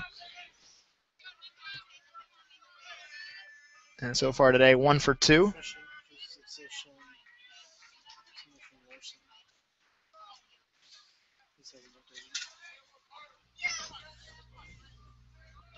Kelly at third, Armendariz at first. We got a tie ball game here, 1-1 in the top of the 5th, 2 outs. Culloden's pitch to Eusebio. Ooh, jammed him. Floats it over the backstop. 1 strike on Eusebio.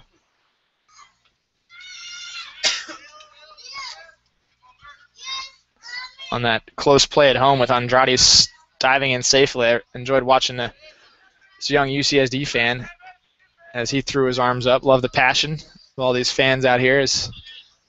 Must be about 5 or 6, but he was locked into that play. Wasn't getting on the umpire too much, but certainly unhappy with the call. Now he's back to playing some games with some friends out here. There's a great family-friendly atmosphere at Banner Island Ballpark. As Culloden gets set to make an 0-2 pitch with 2 outs. Slider driven into right center. That's going to fall for a base hit. Broncos have taken a 2-1 lead. And Eusebio stops at first. Runners once again at the corners. Kelly easily scores. And the Broncos have taken a 2-run lead with 2 runs here in the top of the 5th as the rally continues, and that's 98 career RBIs for Eusebio. For the Broncos fans looking back at the way this season started, Cal Poly Pomona really had a flair for the dramatic with all those walk-offs, and the drama certainly continues in the playoffs. Yesterday's victory, a 9-4 result against Sonoma State, but this one is turning into more of a nail-biter. The Broncos entering this inning trailing 1-0. They've seized the lead away from the Tritons. 2-1 edge for the Broncos.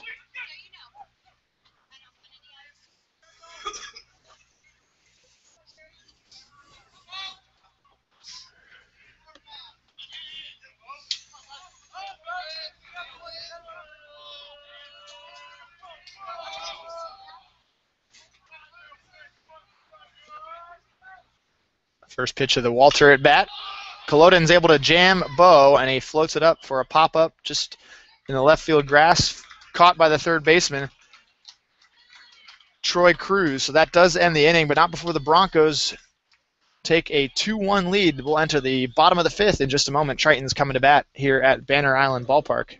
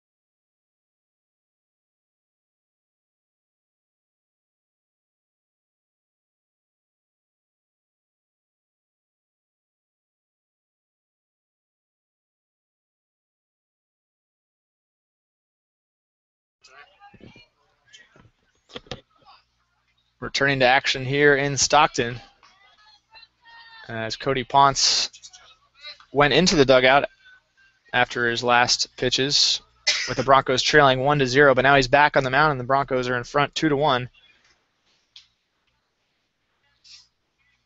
So certainly a boost of confidence for Cody in this fifth inning.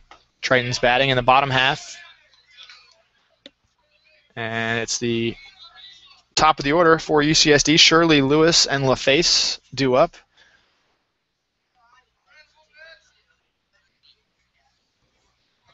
Here's the 1-0 from Cody. Fastball catches the top half of the strike zone for a 1-1 count.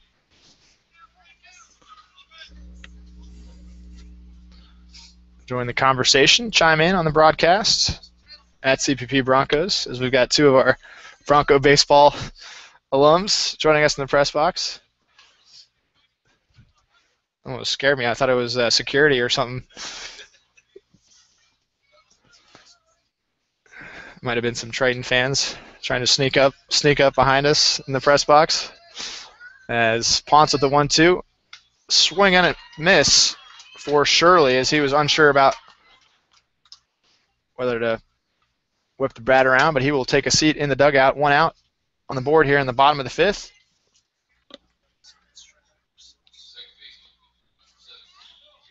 Strikeout number 6 for Cody Ponce. As we showed a stat earlier in the broadcast, Broncos are 3-0 and Ponce has 5 or more strikeouts this year.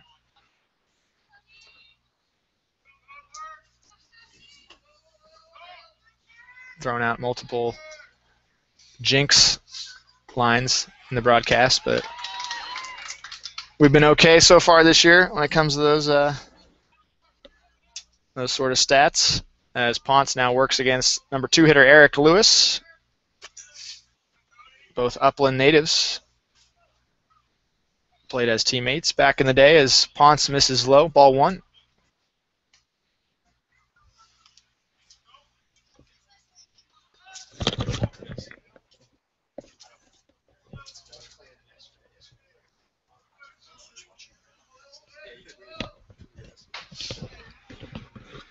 As Lewis taking for ball 2. 2-1 the count. These two teams played 4 times in the regular season, 2 wins apiece. As Ponce had a quality start. He's faced the Tritons 2 times before this. One was a stave in his freshman season, and one was a start earlier this year. Now 3-1 count to Lewis.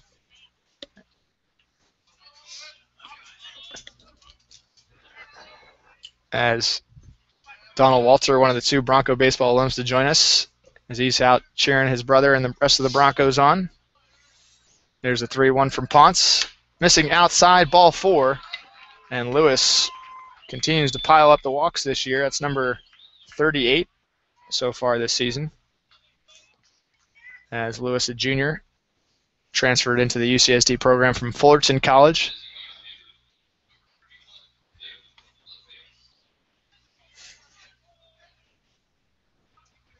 Speaking of jinxes, former Bronco and as a student athlete and assistant coach, Eric Rydell back to catch some Bronco baseball. Couldn't mess with the flow of catching yesterday's game. Had to return for game number 2.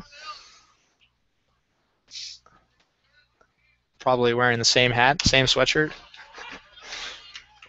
Can't mess with a good thing, as LaFace, one of the other most patient hitters in the league, 42 walks to his name, now has an 0-1 count against Ponce. So Broncos looking for a double play with Lewis at first.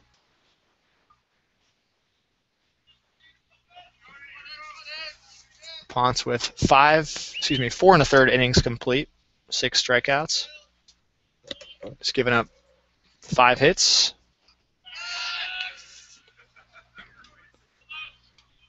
UCSD got their lone run in the 3rd. It was off the bat of LaFace, an RBI single. 84 pitches so far for Cody Ponce in his playoff debut. Many Broncos making their playoff debuts this week. As the 0-1 is a fastball on the outside corner, 0-2 the count.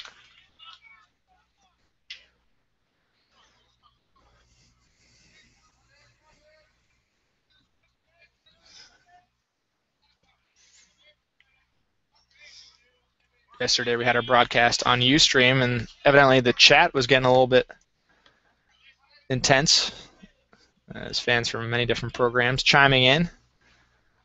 I don't think there's much of a chat function for our YouTube. Obviously, you can comment on the broadcast on there, but tweet us at CPP Broncos. We had Chris Miller chiming in, former Bronco, mentioning us at CPP Broncos. As Ponce gets a sign from Kelly. Big 1-2 pitch here with UCSD trailing 2-1 here in the bottom of the 5th. Ponce's delivery swung on and missed, and he gets LaFace with a fastball up high. Certainly rare to see Nick go chasing like that, but pretty good giddy up on Ponce's heater, and that puts 2 outs on the board for the cleanup hitter Justin Ron. And that's the 7th strikeout for Cody tonight. I'll have to go back and look at his season stats, see where that number ranks.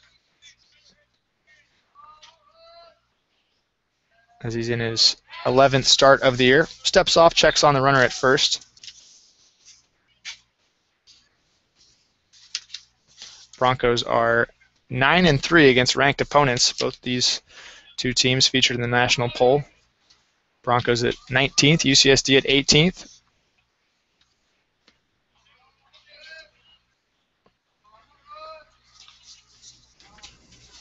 Steps off, throws to first. This actually matches the season high for Ponce in terms of strikeouts. He had 7 against San Bernardino. Might have to pull up his freshman game by game, see where his career high stands in terms of strikeouts. As his first pitch to Ron is outside, ball 1. I'm sure Ponce is missing his first inning tune, and he played for him at Scalina's Field, Bad to the Bone. He was probably humming it during his warm-up pitches in the top of the first. Bottom of the first, rather, as the Broncos are the visiting team.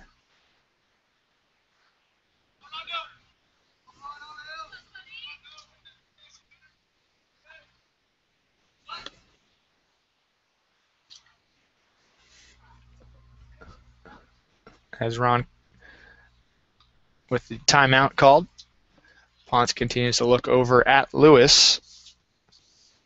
Lewis not really a stolen base threat. 1 for 2 on stolen base attempts. Mentioned UCSD, not a stealing type of team. As Ponce misses outside. 2-0 the count now to the tall left-hander hitting left fielder, Justin Ron. As Ponce had 8 strikeouts against San Francisco State in March of last season. So just 1 strikeout away from matching his career high. There's the 2-0. Fastball misses down and in, ball 3. So Cody needing to regain his composure here with 2 outs. After getting that huge strikeout against LaFace. It was a big out, but the job is not done here in the 5th. With the dangerous hitter Ron at the plate. 11 doubles, 28 walks. He's got an OPS right around 900 on base plus slugging.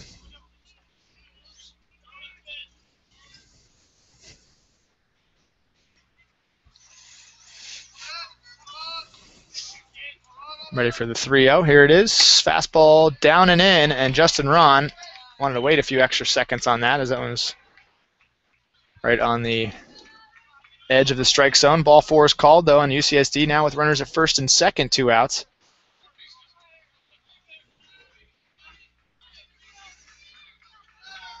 Cody takes off his hat, takes a deep breath.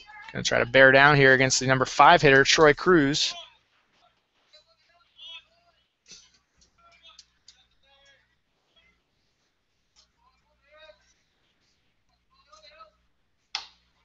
Swing and a miss, strike 1.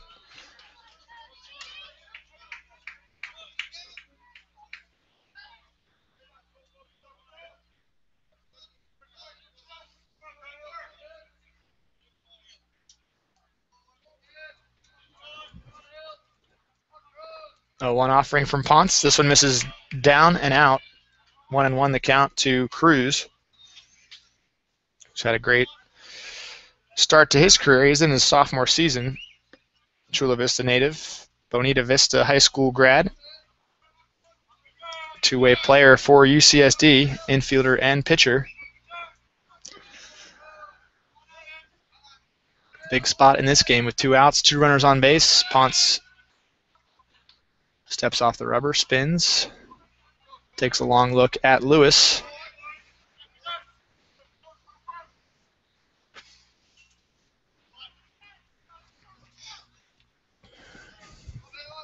Former teammates in youth baseball, Ponce and Lewis, as Cody gets a strike on the outside corner, 1-2. Couldn't see Cody's facial expression as he turned and looked at Lewis, but I'm willing to bet he was smiling, making sure his buddy doesn't get too big of a lead there at second base. Middle infielders not paying too much attention as they want to get Troy Cruz to end the inning. As once again Cody spins, checks on Eric.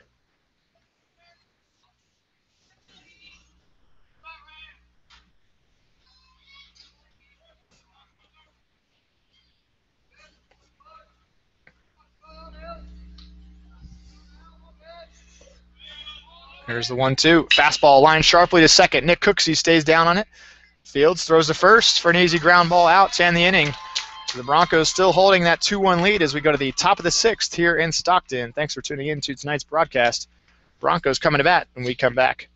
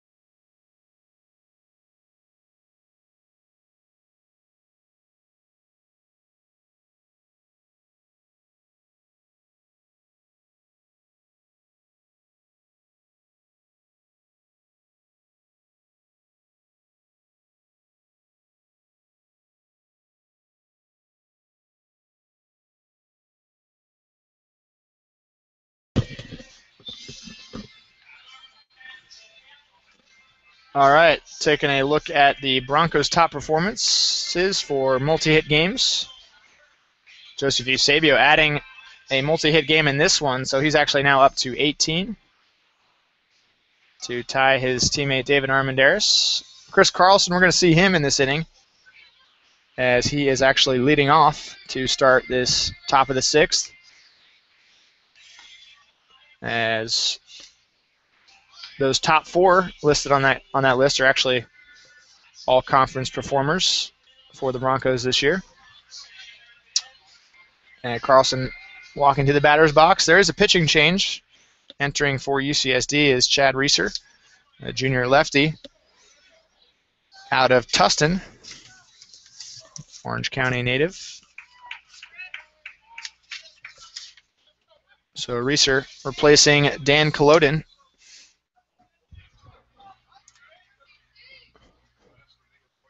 who gave up the 2 runs in that last Broncos turn at the plate in the 5th. That's where we stand 2-1. Broncos in front.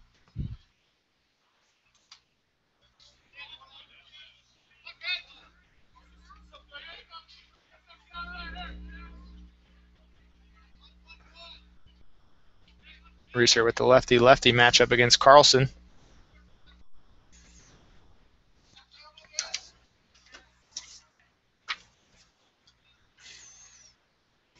Here's the 0-1. Fastball outside corner, strike 2.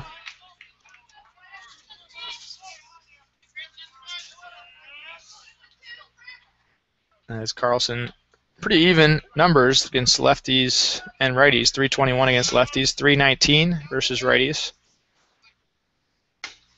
As he takes ball 1 against Reeser. Broncos bullpen very, very fresh after Stephen Farnworth went 8 2/3 innings yesterday. J.J. Franklin got the final out of the inning as Carlson pops this one up on the 1-2 count. Caught by the second baseman for the Tritons, Eric Lewis. Out number 1 here in the top of the 6th. As looks like a couple righties getting loose for the Broncos in the bullpen, with Ponce getting closer to 100 pitches in his outing. He's been working out of jams, holding the Tritons to just 1 run so far as Cooksey takes up high. That fastball from Reeser.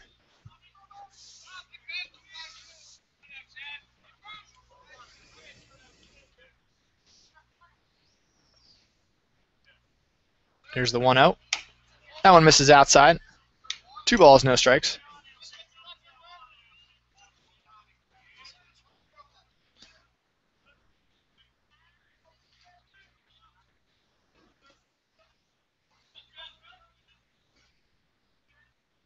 Here's the 2-0. Another pop-up. This one's going to carry out of play, though. 2-1. As the wind's still steady and strong, but it has shifted just a little bit. Not going straight out towards left center, a little bit more right to left across the outfield.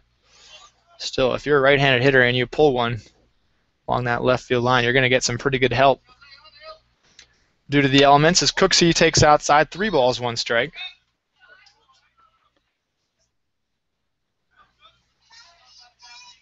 Broncos chasing after their first CCAA Championship tournament title. Somewhat hard to believe if you kind of just take a quick glance at the great history of the Broncos baseball program. Coaching legend John Scalinas selected to the CCAA Hall of Fame. The conference in its 75th anniversary. But with the CCAA Championship tournament starting in 1999, Broncos haven't been able to pull off that title at this event. But a win here tonight would get them just 1 win away from getting that title as Cooksey takes ball 4. He'll be a 1-out base runner. Still plenty of game left in this one, though. We're only in the top of the 6th. CPP clinging to a 2-1 edge. And with 1 out, Steven Andrade will bat.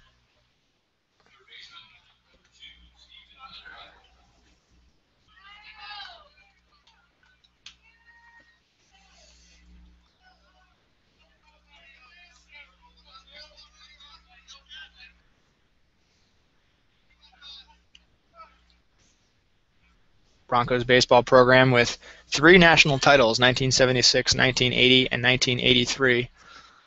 All under the leadership of John Scalinas. Is Cooksey going on the pitch? He got a strong jump. Strike is called, but Cooksey easily into second. As I don't know if Reeser was paying too much attention to him, even out of the lefty.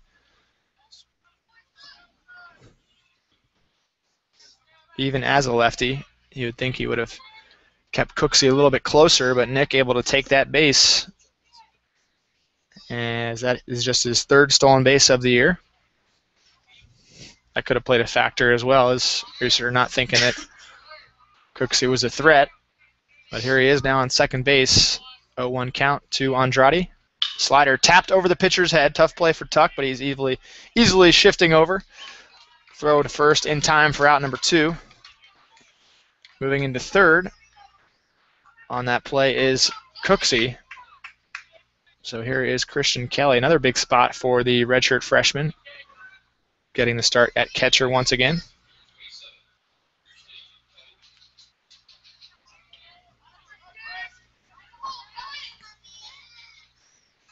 Kelly loves to bunt, and he's good at it. Let's see if he tries to put one down here with 2 outs. Triton corner infielders not pulled in too closely. Troy Cruz getting into the ready stance as soon as that pitch was thrown. But he's still pretty much even with the bag. Now with a 1-0 count, Kelly with plenty of room down the lines if he tries to put one down. Taking a slider down low. 2 balls, no strikes, so a good hitter's count if he decides to swing away.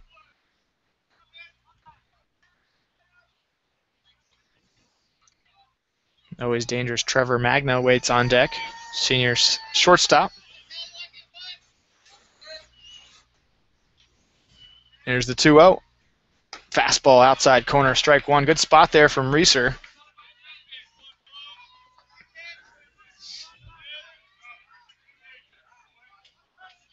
UCSD left-hander.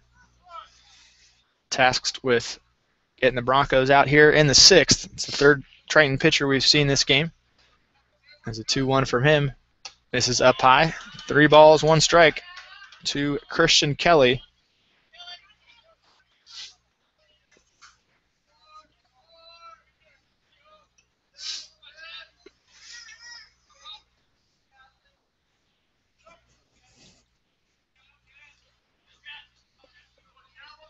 Here's the 3-1 pitch. Fastball in there for strike 2. Christian Kelly is going to be called back to the batter's box as he thought he had a walk. He tried to sell it, but you don't want to try to show up the umpire either, so Kelly is going to have to protect here with 2 strikes.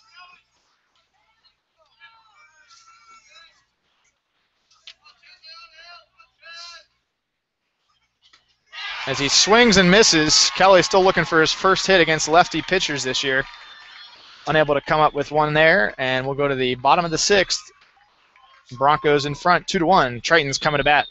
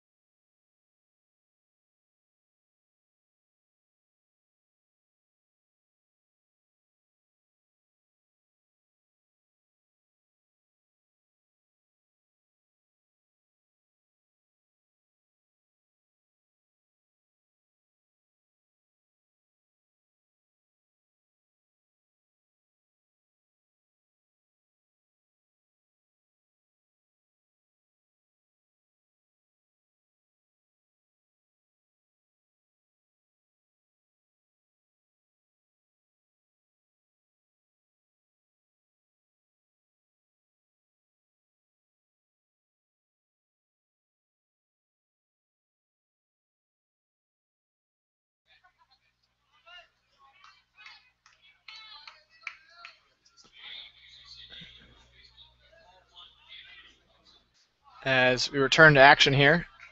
It's actually going to be a 1-0 count without a pitch being thrown, as the Broncos, I guess, took a little too long. Haven't seen that one yet this year, I don't think.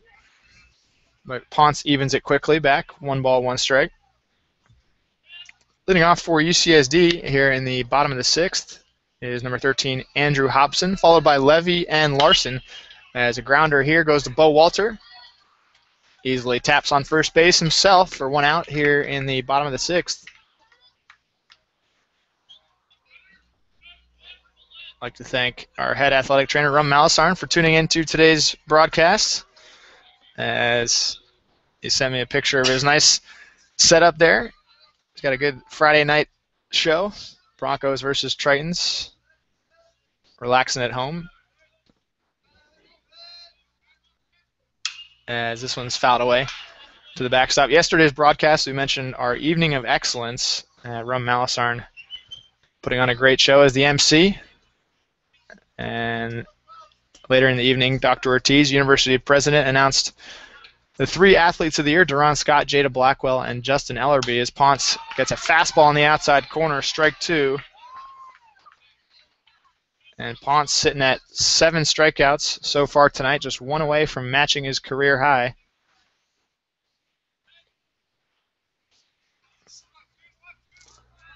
As he goes back into the windup, the 0-2 fastball just misses outside, 1-2. During that Evening of Excellence banquet, I actually got to take a selfie on stage with Rum Malasarn. Ended up a little too blurry, pretty much the same blurriness level as our broadcast yesterday, as Ponce misses up high, 2-2. But in that photo, you're still able to make out that a couple of our well-known coaches and athletes seated towards the front of the crowd. Great evening overall. As dangerous line drive, as Ponce able to duck out of the way of that one, as he has a smile on his face, avoiding injury, thankfully, as that was a line drive shot off the bat of Levy. And now Jack Larson will be the hitter. It's always something that's very scary, is those line drives up the middle. I've seen a handful of MLB pitchers in the last couple of years get taken out. Ponce able to use his agility. He stands at 6'5", but he can still move out there. Tremendous athlete is Cody, a sophomore from Upland, as he now goes to work against Larson. Here's the 0-1. Good spot, inside corner, strike 2. And time again this evening, Cody Ponce has worked ahead in the count, 0-2. On the flip side, he has fallen back in the count to make it a 3-2 situation, but it gives you such an advantage as a pitcher if you can get ahead in the count 0-2. And that leads to more strikeouts, as he's racked up 7 already tonight. Here's the 0-2. This one misses up high, ball 1.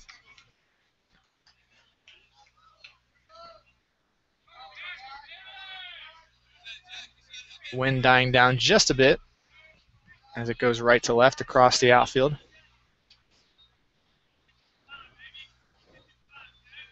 As Ponce takes a deep breath, shakes off a couple signs from Kelly. Levy, the runner at first. Pretty tiny lead as Walter continues to hold him on. Easy throw to first. Have to pick off attempt from Ponce.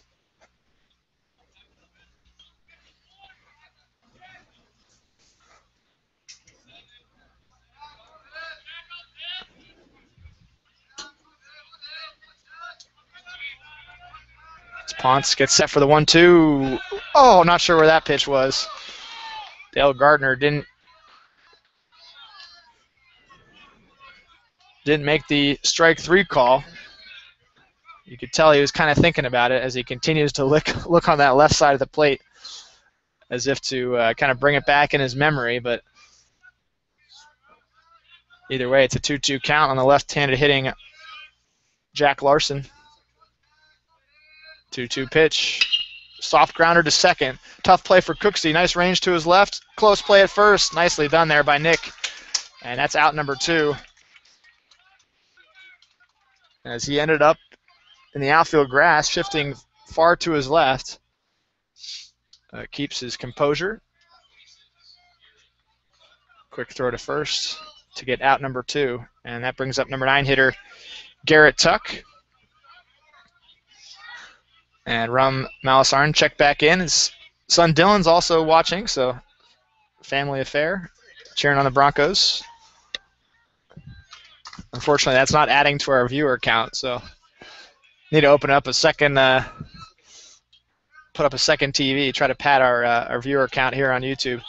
But certainly, thanks to them for watching. It's now at 1-0 count to Garrett Tuck.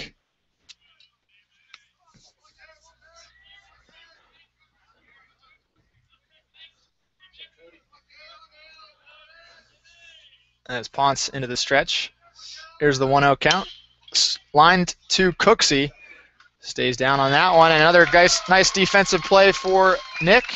And that'll end the inning. Garrett Tuck retired. And we'll now go to the top of the 7th. Broncos leading 2-1. And as the players switch sides, we'll take a quick look at the regional picture. This was released on Wednesday. The Broncos featured once again at the number 3 spot. 6 teams go to the West Regional. The site has yet to be determined. It'll all be announced on Sunday, NCAA.com, 7 p.m. start to that show. As Chico State ranking number 1 in the last poll. They'll play a 3 p.m. game tomorrow, elimination game here in Stockton. Cal Baptist holding the number 2 spot. They are done with their games for the moment. They'll return to action next week for that regional. It'll all start Thursday, 6-team regional, double elimination format. As we look a little bit further down the list, UCSD coming in at number 4. Dixie State out of the Pac West at 5. Sonoma State in danger as they lost 2 here this week in Stockton. Cal State East Bay finishing 5th in the regular season, so they didn't earn a berth to the CCAA Championship. As Western Oregon, that's actually hasn't been updated in the last couple hours, but Western Oregon ended up losing their 2nd game of the day today, so they'll play tomorrow. But when you look at it, it's pretty much down to that last spot between Sonoma and East Bay. And certainly a lot at stake for those top seeds in terms of who can host. But with the win yesterday, Broncos will be in line to get another NCAA postseason appearance, and they'll hear confirmation of that on Sunday night as we return to action here at Banner Island Ballpark. Top of the 7th, Magno leading off. 9-1-2 hitters due up for CPP as he takes strike 1.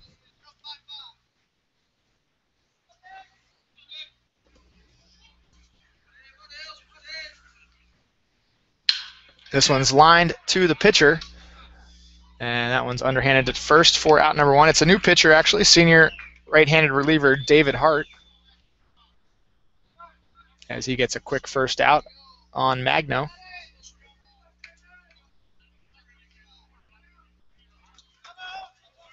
Matt Munoz will bat.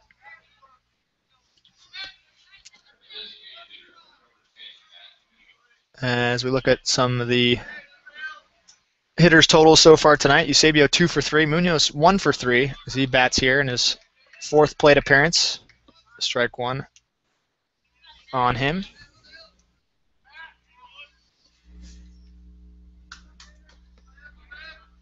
A 1 pitch, misses low, evens the count 1-1.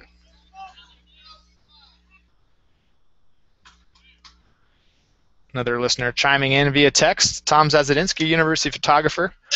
He was also present at the Evening of Excellence banquet Monday night. Always thankful for his support of the Broncos athletic programs. As now a 2-1 count between Hart and Munoz. Here's the pitch. Fastball outside corner, 2-2.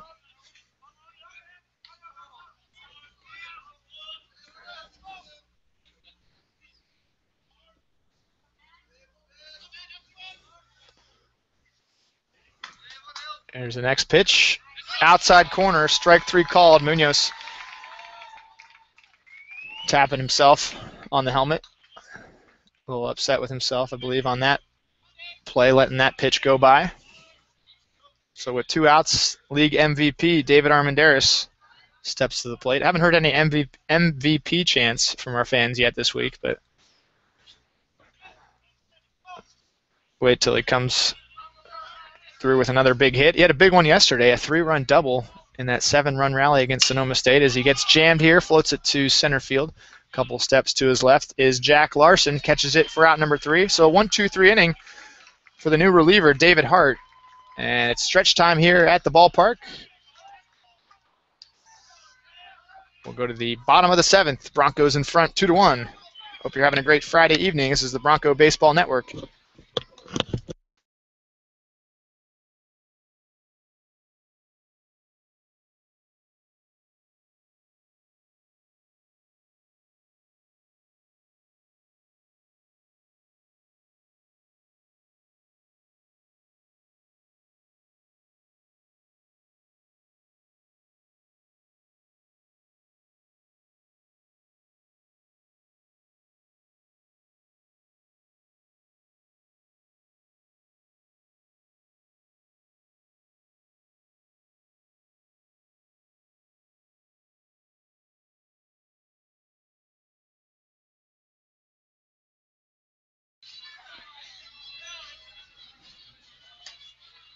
As Cody Ponce gets set for his 7th inning of work, we've got a pinch hitter for UCSD. Number 9, Grady Sanchez, a sophomore left-handed hitter out of Mission Viejo, will step to the plate.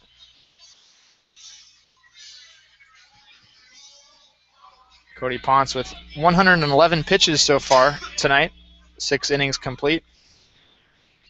6 hits allowed, 4 walks, 7 strikeouts.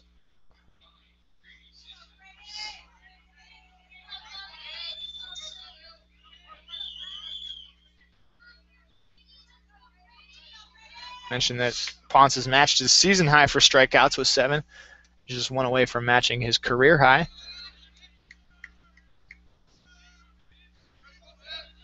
Ponce into the windup. Sanchez takes the first pitch for a strike.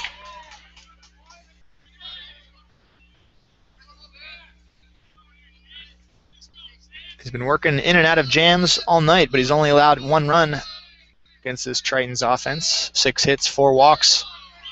So he misses outside. 1-1 the count to Sanchez.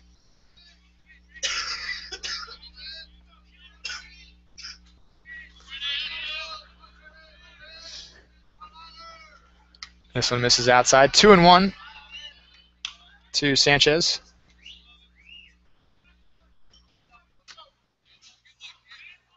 UCSD baseball also with a great history, as they moved up from Division III to Division II right around the 2000 year.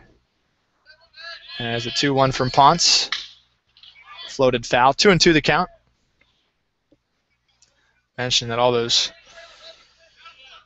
many of those great years and those 3 national titles for the Broncos came under John Scalinas. Now in the last 4 years, head coach Randy Benton doing a great job of bringing the Broncos back into the conference and national spotlight. The Broncos have been ranked nationally pretty much this entire year, as the 2-2 pitch from Ponce misses outside. Broncos weren't in that first poll, but then once they started tearing through non-conference play in February, they rose in the ranks, and right now they're at number 19.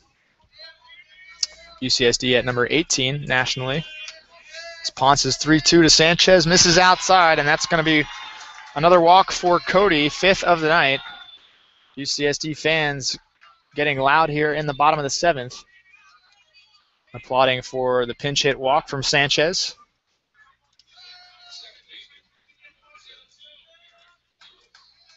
And Sanchez had actually replaced the leadoff hitter Shirley, so now it's the number 2 hitter Eric Lewis.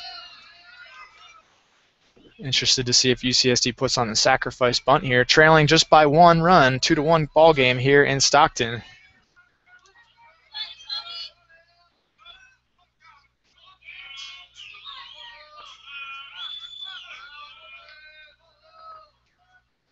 Ponce's first pitch to Lewis. Fastball misses inside. Certainly going to be a tough decision for Benton and the coaching staff on when to pull Ponce and who to go to from the bullpen, but they've been making those decisions all year long, so certainly know where the strengths lie in that crew of relief pitchers. Here's the 1-0 from Ponce in the dirt. Another good block from Kelly, but it's now a 2-0 count to Lewis. I'm sure he's chomping at the bit, ready to take a hack against his hometown buddy. Lewis and Ponce both out of Upland.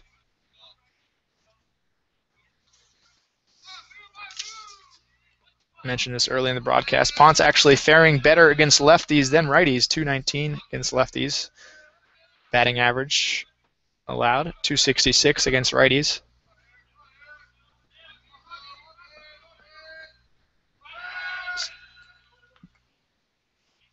Jumps off the rubber. Throws to first.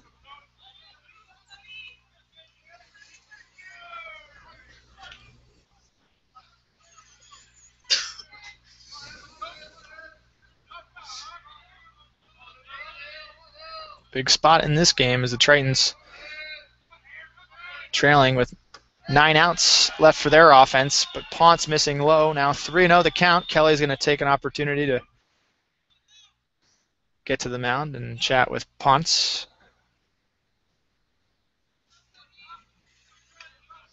When you look at the Broncos' top 3 starters, they're pretty much even in terms of how they've performed this year.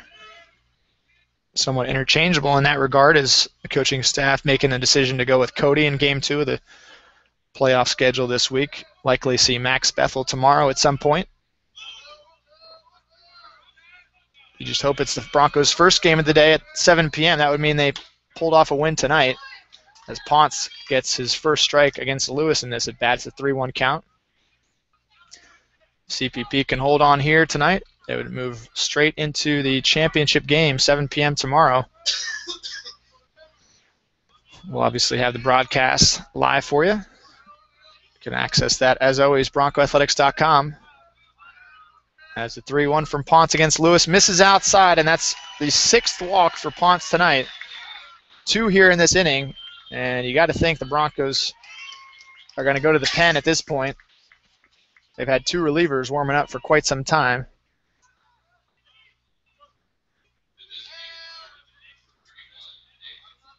And now you got the team's top hitter coming to bat in Nick LaFace. Ponce struck him out last plate appearance, but here is Coach Benton walking to the mound, and he does make the quick signal to the bullpen. So big moment in this one. It's a 2-1 ball game. Broncos in front. We'll break for just a moment and bring you the relievers introduction in just a moment. Broncos lead 2-1.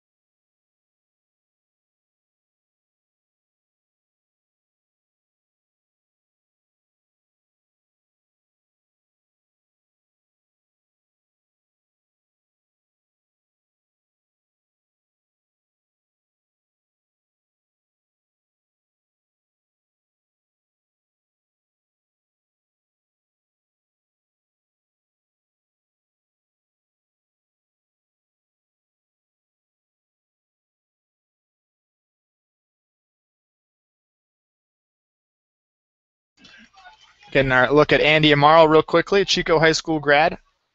As ground ball pitcher, that's what the Broncos are hoping here for, with no outs, 2 runners on base. He's given up 5 runs in the last 5 innings, and before that it was just 3 runs in the first 29 innings of the season, so looking to return to his early and mid-season form as he steps off the rubber. Checks on the runner at second.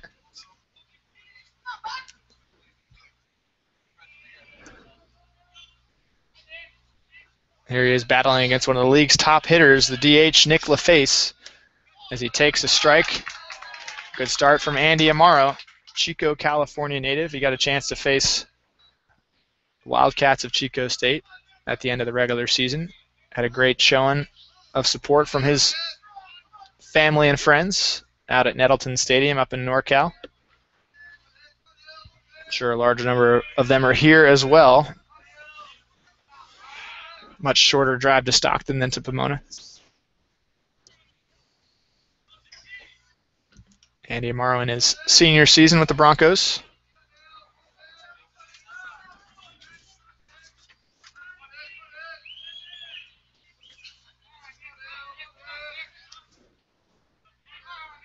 As he gets set for the 0-1 pitch, here it is. Fastball tapped to just to the right of the Tritons dugout. Andy's actually fared better against lefties this year than righties, but he has come out firing here against LaFace, quickly ahead in the count, 0-2. Got 2 runners on base, no outs. Big spot for the UCSD offense, big spot for both teams. As Cody Ponce exited the game with 6 innings complete. This one misses off the plate, 1 ball, 2 strikes. The line at this point for Ponce, 6 innings, 6 hits allowed, 6 walks, 7 strikeouts. With the 2 runners on base are credited to his name, so Andy Amaro tasked with trying to leave them stranded as this one's tapped foul. Count remains 1-2.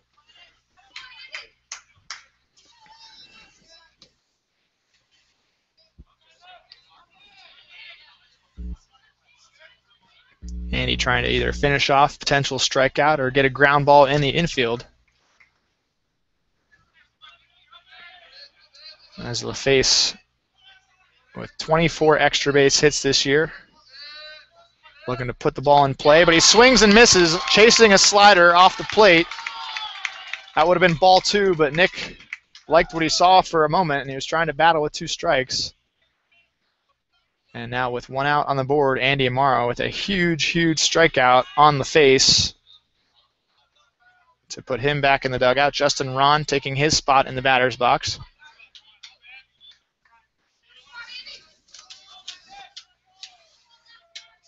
Ron, also a senior, 6'4", left-handed hitter out of Cupertino.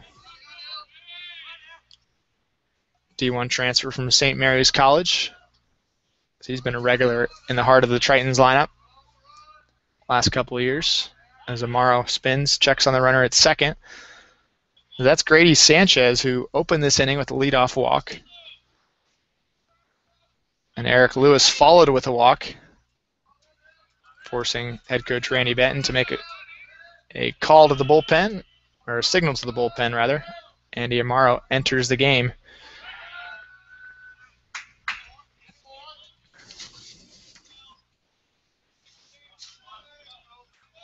Talked in good length in yesterday's broadcast about the strength of the Broncos bullpen, as most leads have been safe moving into the later innings. Right now it's just a 1-run margin, 2-1 Broncos lead as Amaro misses outside. First pitch to Justin Ron.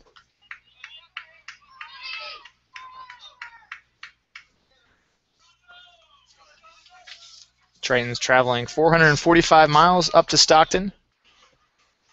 Broncos also with a lengthy trip, 362 miles roughly. We weren't with each of those teams counting the miles, but that was just a quick Google Maps check as a big hack from Ron puts the count at 1-1. Sonoma State 95-mile trip to Stockton, but it was a quick return as the Seawolves going 2-out as they sit on the bubble going into Sunday's selection show. They were 6th regionally in the latest poll as Amaro misses inside. Almost hit Justin Ron in the lower leg there, but Justin's able to avoid the contact. 2-1 the count between Ponce and Ron. 6'5" Cody going up against 6'4" Justin. Sorry, Andy. Still thinking Cody's in there, but Andy's listed at 6'5" as well. Another tall righty for the Broncos, but he misses low here, 3-1.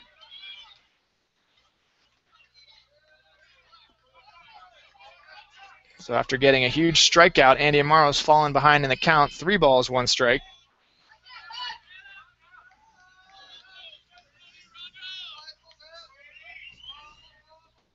There's the pitch. Slider bouncing away from Christian Kelly, and Grady Sanchez thought about racing around third, but he holds up there. It was ball 4, so really wild pitch isn't even a wild pitch. Just bounced away from Kelly off ball 4.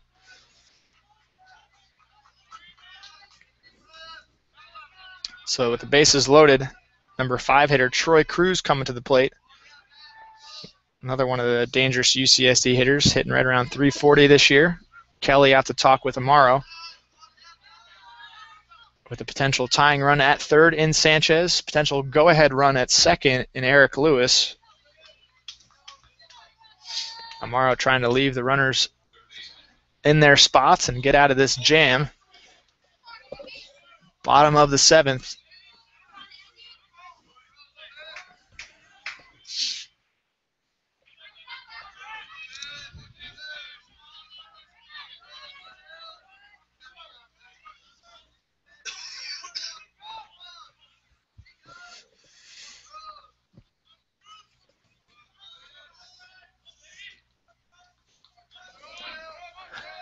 Amaro into the stretch. Here's the pitch. Misses outside with a fastball. Ball 1. As UCSD hitters remaining patient against Amaro.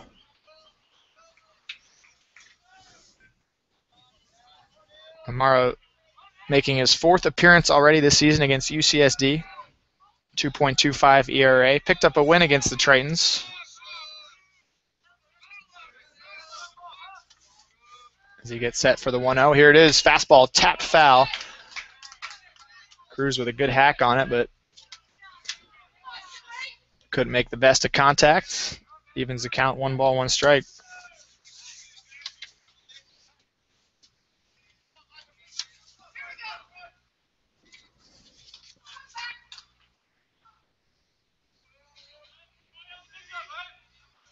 Amaro on the air, 44 groundouts, 16 flyouts as he delivers the 1-1. Bounces it up there. Kelly blocked it, I believe, off his face mask. Nicely done there by Christian.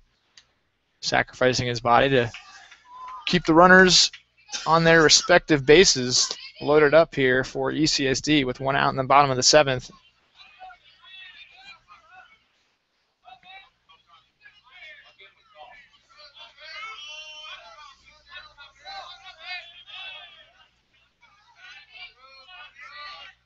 Into the stretch, the 2-1 pitch. Fastball off the plate, 3 balls, 1 strike.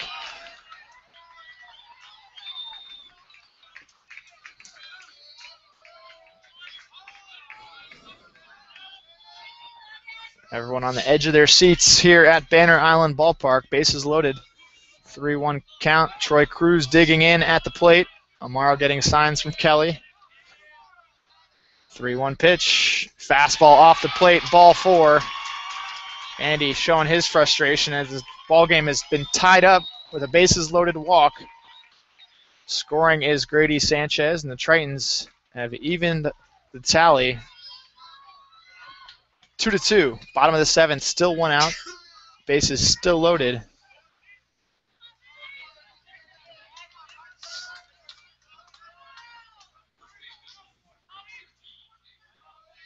As head coach Randy Benton going to walk out to the mound and once again go to the bullpen. Dale Gardner signals the upcoming pitching change. We'll break for another moment and introduce you to the next Broncos reliever. Tie game, 2-2, 1 out here in the bottom of the 7th. Triton's batting with the bases loaded.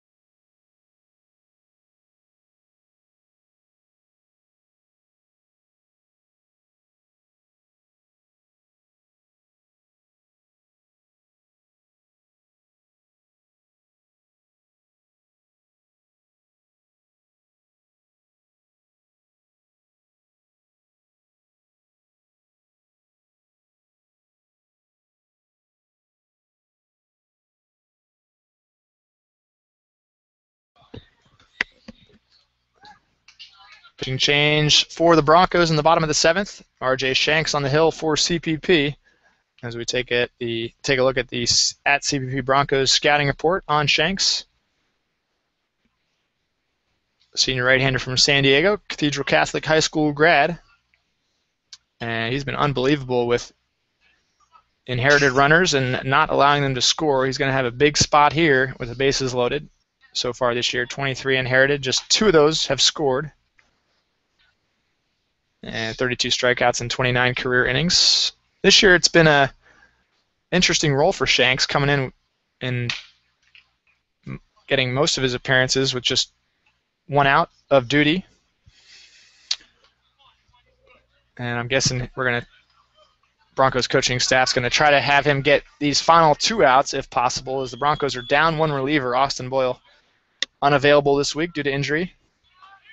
So a little bit of more pressure on the other Broncos relievers. Just saw Amaro, unfortunately, give up the Broncos lead with a bases-loaded walk. So it's a 2-2 score, 1 out here in the bottom of the 7th. And batting for UCSD is Andrew Hobson, who really hasn't entered the spotlight too much for UCSD at all this year. It's his 3rd start of the year here tonight. RJ with the high leg kick, misses with the curveball inside, ball 1.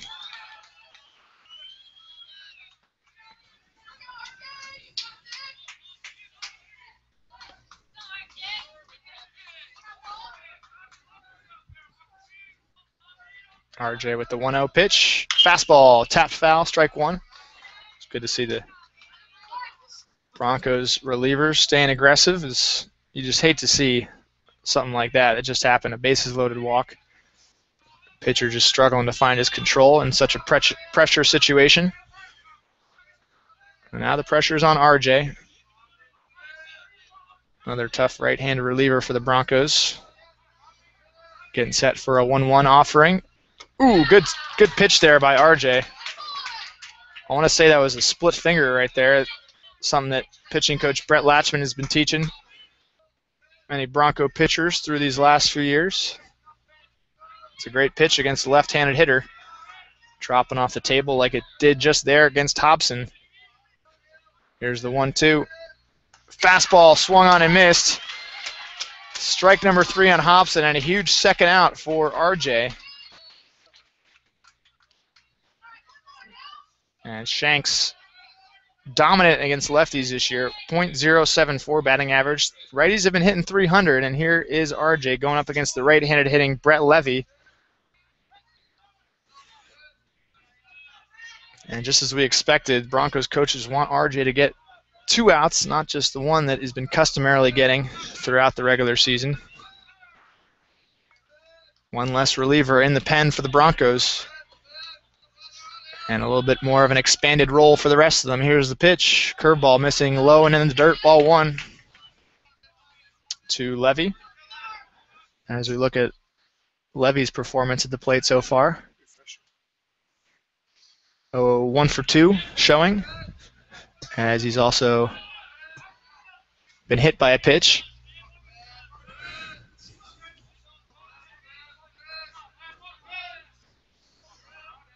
RJ into the stretch, the 1-0.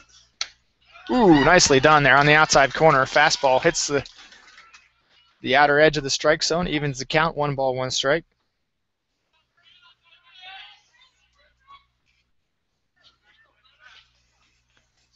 Matching lines across the scoreboard, 2 runs apiece, 6 hits apiece for these two teams, and 1 error committed as well for each squad tonight. As Shanks gets set for the 1-1. Curveball in the dirt. Another good block from Kelly. I don't think we've seen a pitch get by Kelly. Maybe one tonight, but that was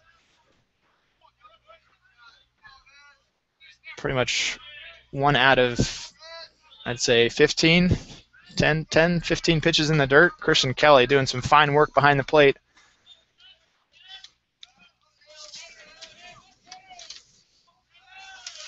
Tomorrow we might have to count those pitches in the dirt with the job Christian's been doing. Keep a good tally on that. This is a line drive, though, given up by Shanks, and the Tritons are going to take the lead. Strong throw from Armendariz, but it's going to be cut off, and the Tritons have taken a 4-2 advantage on a huge 2-run single from Brett Levy.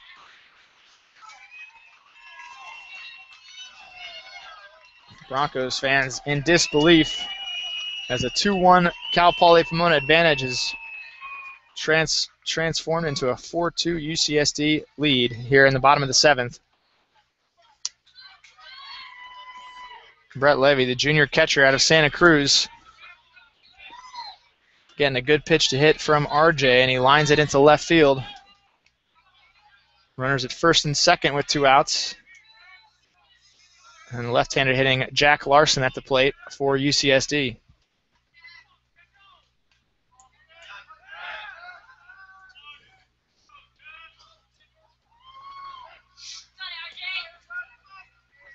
I mentioned that earlier in the broadcast on a strong throw from Armendariz. A little bit out of a disadvantage with 2 outs because the runners got such a good jump. 2 runners scoring on that hit, and it's now a 4-2 ball game in favor of UCSD.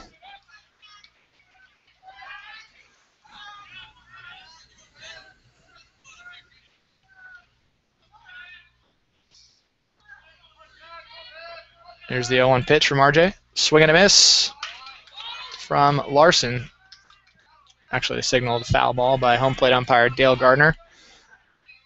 Larson getting a piece of that one at the plate. 0-2 the count.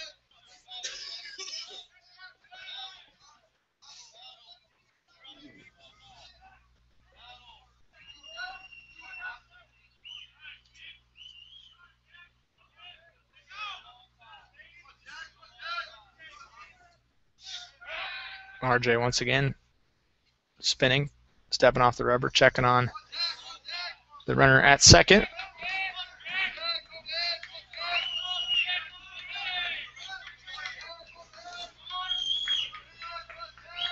Here's the pitch in the dirt. Kelly keeps it in front of him. He's got a chance at third. Nope. It's going to be a wild pitch from Shanks. And moving into third on the play is Cruz, using his quickness to take the extra base. And moving into second is Levy, who just had that 2 RBI hit. So a pair of runners in scoring position with a 1-2 count on Larson.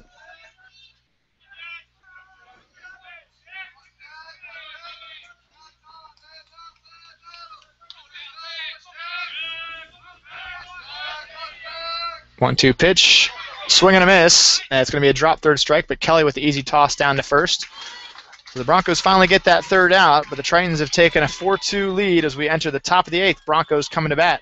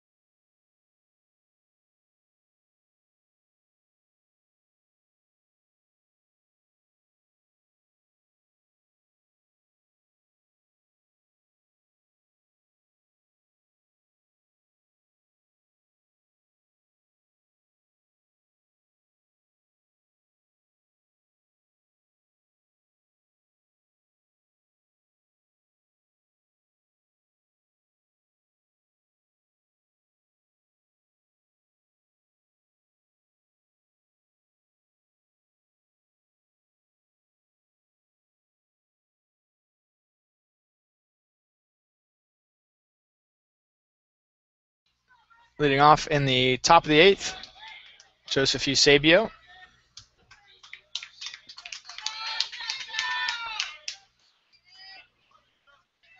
And on for his second inning of duty is the UCSD reliever, David Hart, senior out of Livermore, getting strike 1 call on Eusebio. So it's 3-4-5 hitters due up for the Broncos, who now trail 4-2 in the top of the 8th. 0-1 pitch, slider taps softly, foul. Can't try to do too much here as a Broncos hitter, just need some base runners. As one base runner on board would bring the potential tying run to the plate.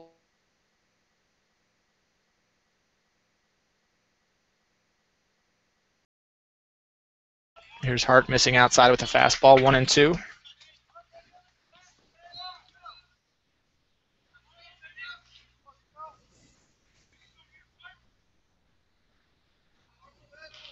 One-two pitch, slider taps. Ooh, I thought catcher might have been able to hold on to that, but it deflected off his glove to his feet.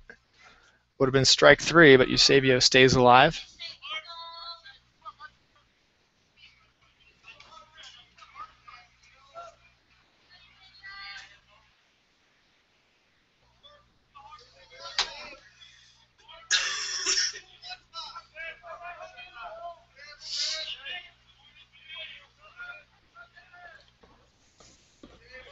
Here's another 1-2 from Hart. Slider grounded softly to short. Garrett Tuck waits on it. Throw to first. In time. It was a delayed call by the first base umpire as Broncos voiced their disagreement. First base umpire gave a little bit of a peek into the Broncos dugout.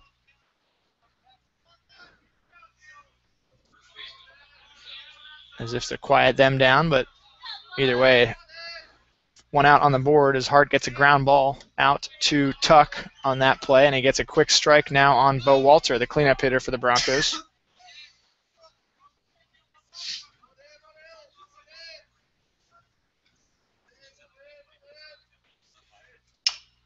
Another slider, tap foul. 0-2 the count to Bo Walter.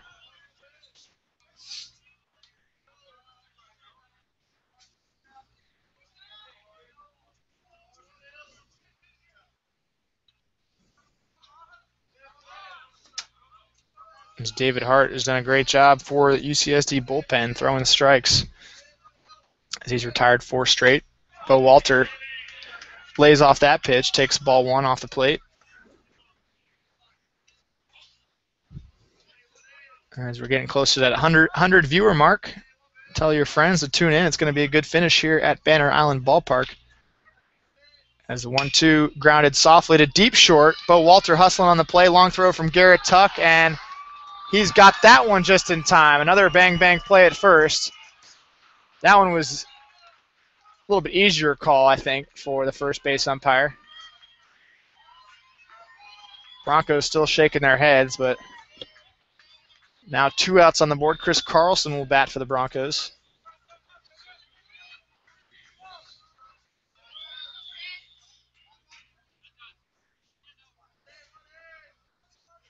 Broncos just need a base runner at this point. They came close to getting 1 or 2 right there on those last 2 ground balls.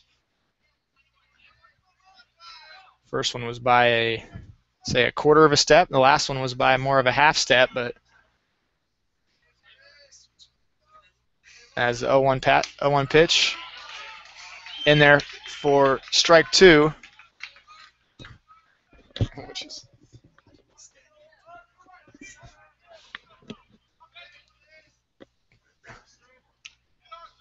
As Carlson digs in with the 0-2 count. 2 outs here in the top of the 8th. Pitch from Hart. Line sharply into left, but it's going to hang up for a fly ball to end the inning. Oh, dropped it. I was ready to start reading who's due up for the next inning, but the left fielder, Justin Ron, not sure if it got cut up and he lost track of it or what, just bounced in and out of his glove. So Broncos with a freebie here as Carlson reaches first on the error on the left fielder, Ron. Time is called. Not sure what is being discussed, as umpires are going to warn the Broncos dugout. Not sure what was said, but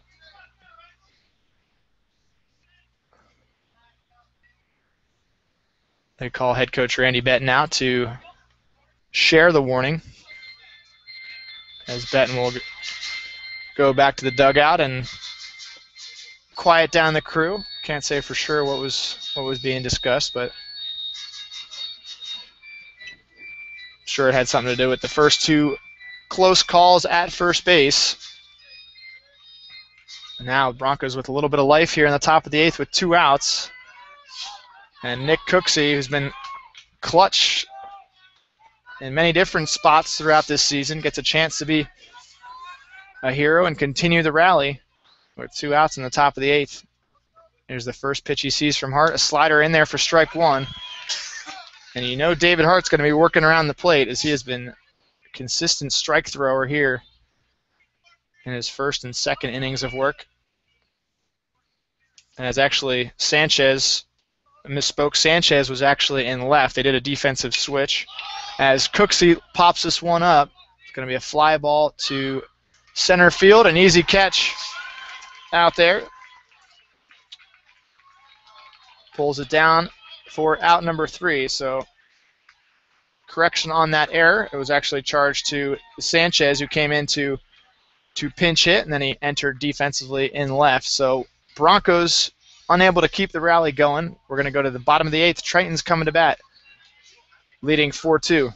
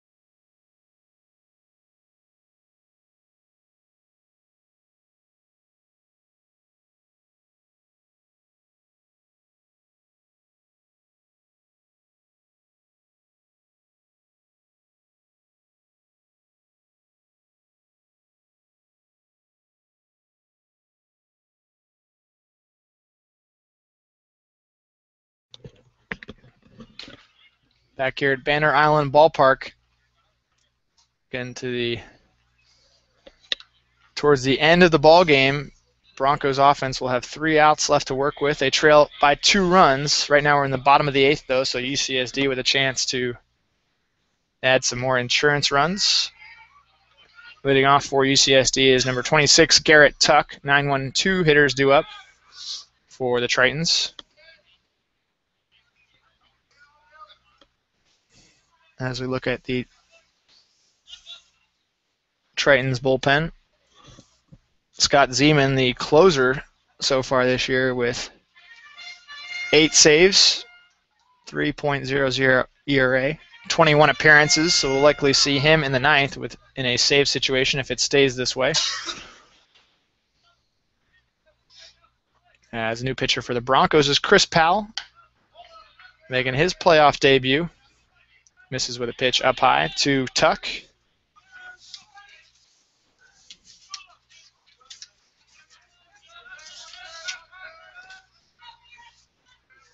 There's the 1-0 offering from Powell. Fastball in there for strike 1. Chris, a junior out of Upland. 6'2" righty, graduate of Upland High School.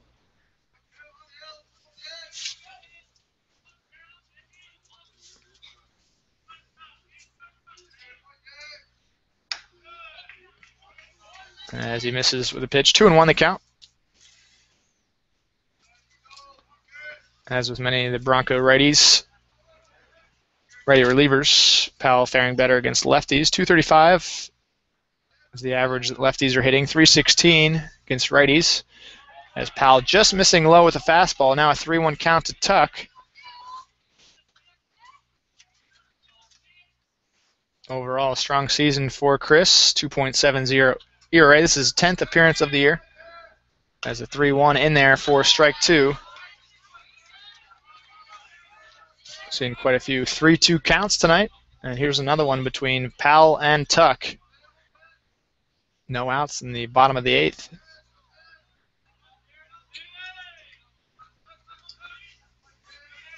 Here's the pitch. Line deep to left field. I thought that was going to be deeper than it ended up being. Armendariz just a couple steps to his left.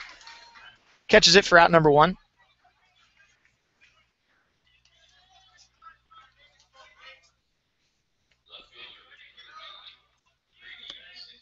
That'll bring the leadoff hitter, Grady Sanchez, to the plate. Sanchez actually the one committing the defensive error in the last half inning, but it didn't come back to haunt the Tritons as Hart was able to work out of the jam. I thought it was Justin Ron initially, but there was a defensive switch just prior to that. So Ron now in right field.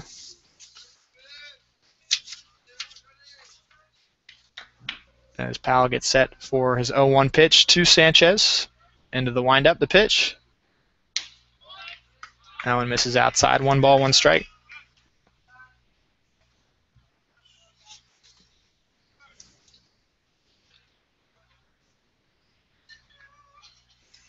About 60 degrees here in Stockton.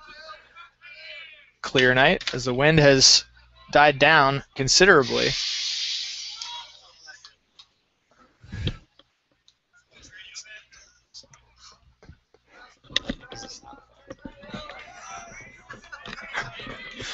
As they unveiled a sound effect for the first time tonight, I think, as the foul ball goes into the stands. They made a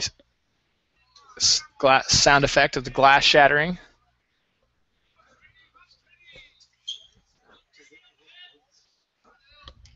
As here's the 2-2, missing outside, 3-2. Unless that was actually glass shattering, I hope not. As that one, a foul ball curled up towards the lights above our press box. It's now a 3-2 count to Sanchez. We'll have to get confirmation on that.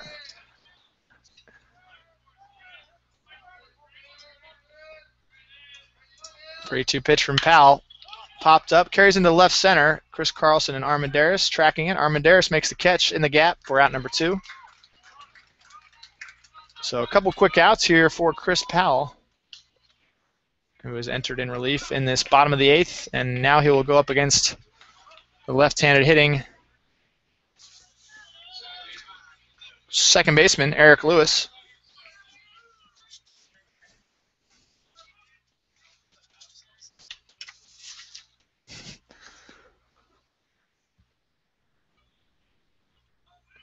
Powell's first pitch to Lewis. In there for strike 1.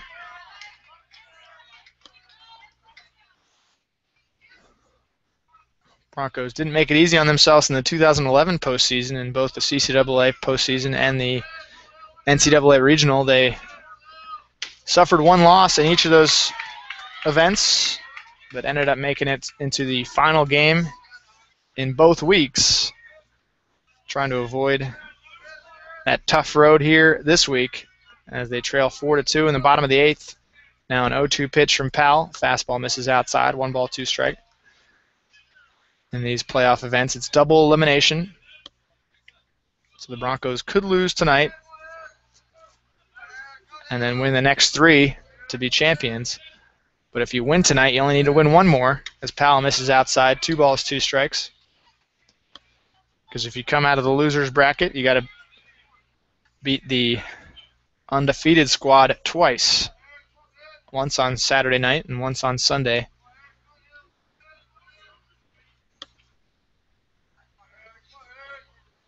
As Powell delivers the 2-2. Missing outside. 3 balls, 2 strikes. 2 outs.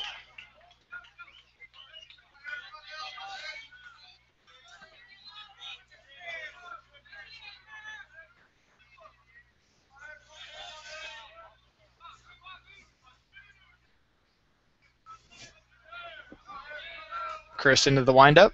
The 3-2 popped up along the left field line. Armendariz giving chase. It's going to be in fair territory. But once again, another put out for David, showing good range out there. So we're going to the top of the ninth. Broncos coming to bat. They trail by 2. We'll be right back from Stockton, California, Bronco Baseball Network.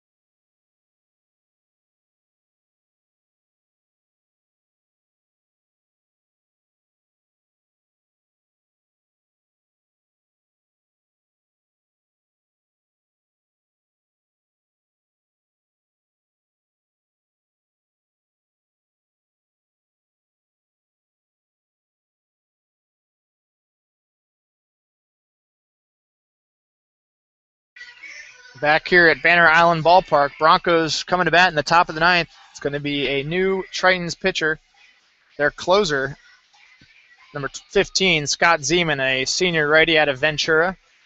Transferred in from Ventura College. Taking a quick look at his stats. 3.00 ERA, 3-2 record. This will be his 22nd appearance of the year. 8 saves. He's allowed just 5 walks in his 24 innings, 19 strikeouts. Just 3 extra base hits, 2 doubles, 1 homer. And for the Broncos, it'll be freshman Steven Andrade leading off. Broncos down to their final 3 outs here in this winner's bracket game against the Tritons of UC San Diego. 7, 8, 9 hitters due up for CPP, and it looks to be a pinch hitter waiting on deck. Michael Zidek will likely replace Christian Kelly.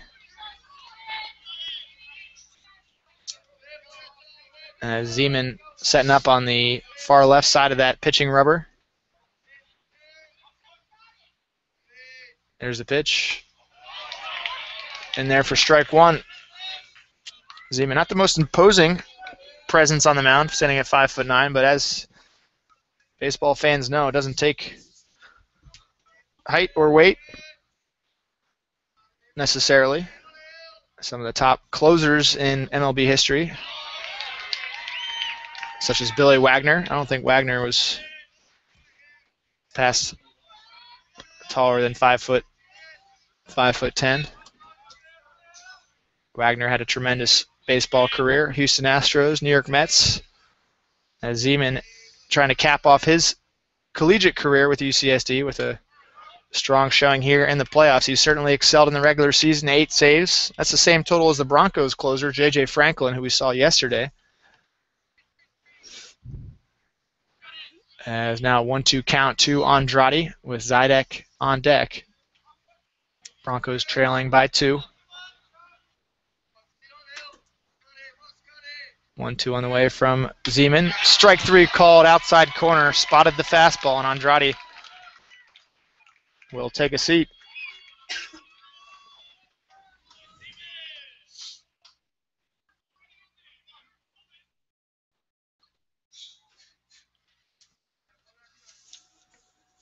Zidek checking in with home plate umpire Dale Gardner. And Michael, regular pinch hitter for the Broncos this year at the plate. He's 8 for 20, batting .400. 16 games played. 8 hits. None of them for extra bases, but really all you need is a base runner to get things going. Base runner would bring the potential tying run to the plate as Trevor Magna, the senior shortstop, waits in the on-deck circle. Past the 3-hour mark here tonight in Stockton. Certainly wouldn't mind another hour of baseball if it means the Broncos can tie it up. As Zeman gets set for his first pitch to Zidek. It's a fastball in the same spot, right on the outside corner. Not much you can do as a hitter on that one except for see a couple and then maybe try to drive one to the opposite field. As UCSD fielders playing Zidek straight up. Probably not familiar with what his repertoire is at the plate. Zeman, rather. Zeman against Zidek. Zeman misses outside.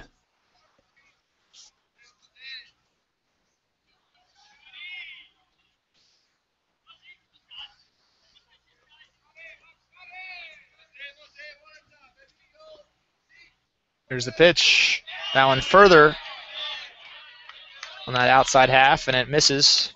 2 balls, 1 strike to Zidek.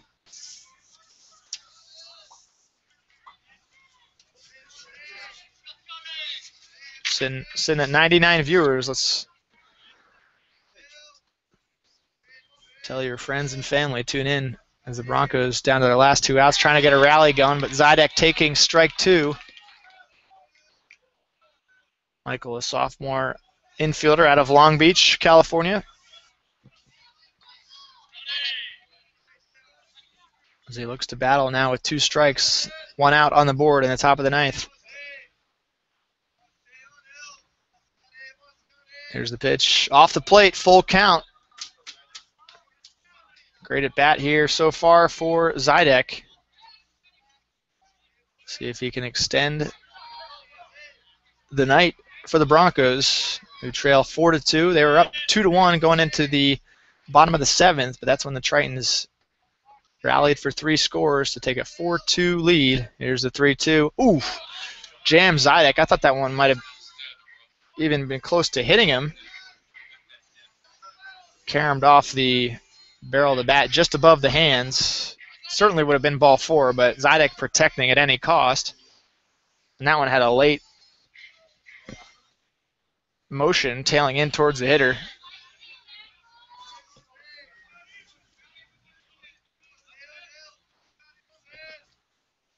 Here's the pitch. Oof, popped him up, but it's going to carry out of play, I believe. Ooh, nice attempt by the first baseman. But unable to come up with a ball as it landed in that first row of seats. Hobson was fully stretched out, but it just caromed past his glove. So still 3-2 to Zidek.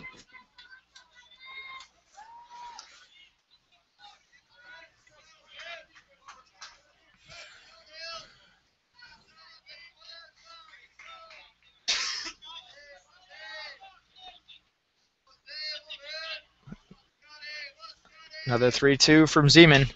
Another jammed foul ball. Heck of an at-bat for the sophomore out of Long Beach.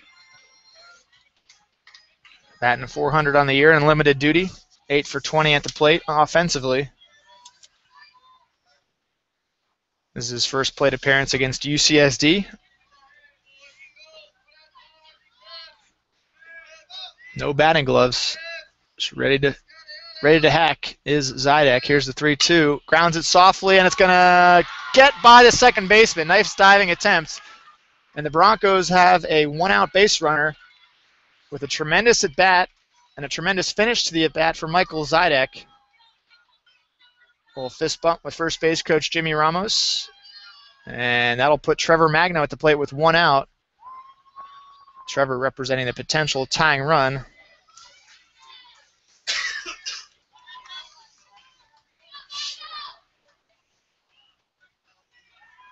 Magno with 9 extra base hits on the season. All of them have been doubles. As the Tritons outfielders, I think, backing up another step, trying to prevent an extra base hit, as they can try to cut off a ball in the gap. Now the first pitch to Magno from Zeman as it's jammed, and it's going to be floated into center field for a base hit.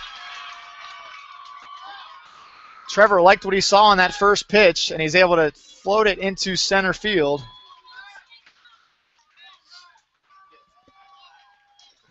And with 1 out, the Broncos now with runners at first and second. I thought for a second the second baseman might have had a chance on that play, but that ball just kept carrying into center field.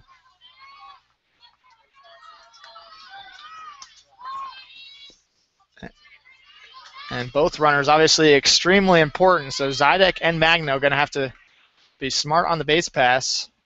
Zidek at second, Magno at first, Munoz at the plate. veteran DH in his junior season, transferred in from San Diego State. As he rips this one into deep right, this ball's got a chance. It's going to bounce up against the base of the wall. The Broncos are going to try to send both runners in. Zidek racing around. Magno's quickly falling behind, and the Broncos have tied it up on a tremendous double from Matt Munoz off the base of the right center field fence, and the Bronco fans are going nuts here in Stockton. Just call him Matt Money Munoz at this point, ladies and gentlemen, as he is, just like Magno, not wasting any time. Seeing a pitch he liked, Zeman left it up in the zone, and Munoz knocks it off the base of the fence. With the wind that we had earlier in this game, maybe a little bit towards right, that ball would have been gone, but either way, a heck of a drive from Matt.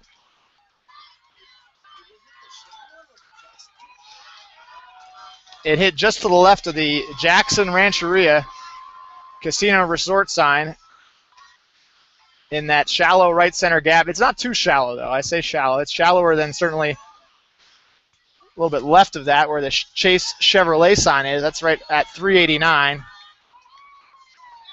But now it takes the pressure off the next hitter, David Armendariz, who can certainly rise to any occasion at the plate, as we are all tied up 4-4 with one out in the top of the ninth.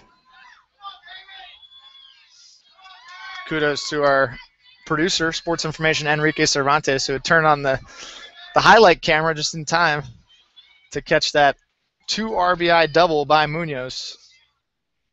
And Armendariz steps into the batter's box with one out. Munoz the runner at second. Small lead up there as Zeman misses with a curveball up high above the strike zone.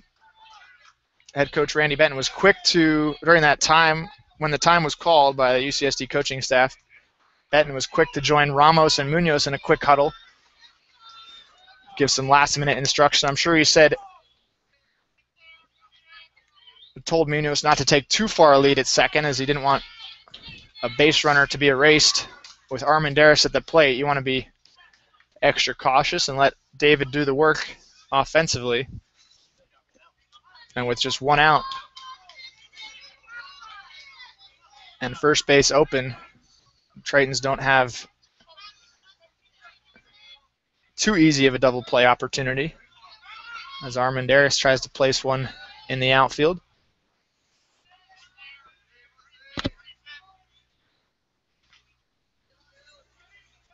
These Broncos have plenty of fight, and it's certainly been demonstrated here in the ninth. As the 1-1 pitch from Zeman misses outside, 2-1 to Armendariz.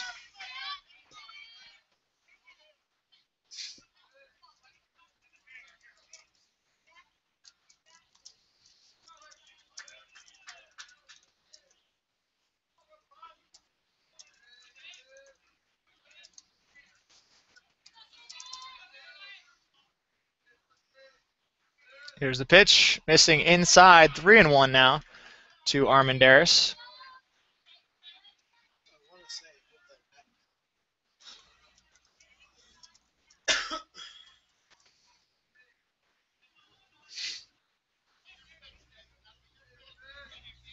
Zeman with 8 saves on the year. He will not get one in this game, as the Broncos have tied it up 4-4. Armendariz lines this one to short. It's going to be a ground ball to Tuck. Throw to first is going to be missed. It's going to miss the first baseman to his left. He had to jump off the bag to catch it, and Armendariz reaches on an error, a throwing error from Garrett Tuck. And now with runners at the corners, Joseph Eusebio, another senior outfielder, will step to the plate.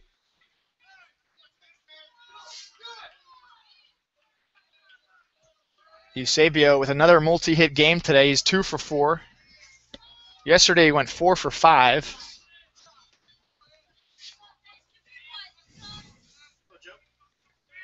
Broncos have missed the playoffs the last 2 years with Eusebio putting in tremendous performances offensively and defensively. But now the Broncos are back, and Eusebio is loving it. And here he is with runners at the corners, one out in the top of the ninth, taking a fastball on the outside corner.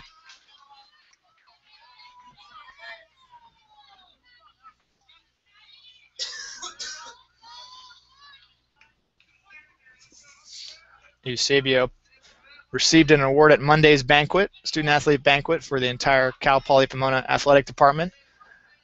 But he and the Broncos are looking for some serious hardware here in the CCAA Championship. Broncos baseball chasing after its first ever CCAA Championship tournament title.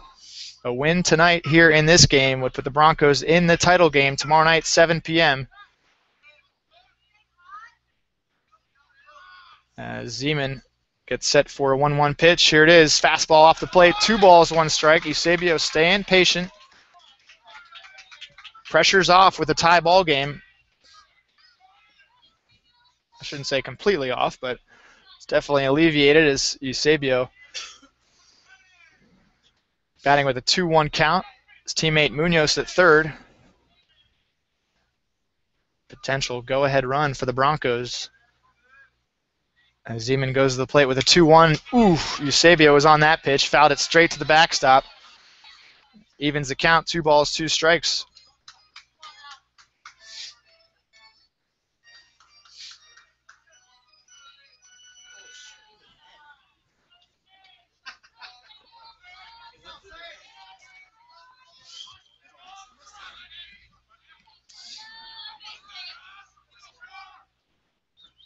Zeman into the stretch. As he steps off, checks the runners. Armendariz with plenty of speed at first, but he's going to let Eusebio do the work, I think.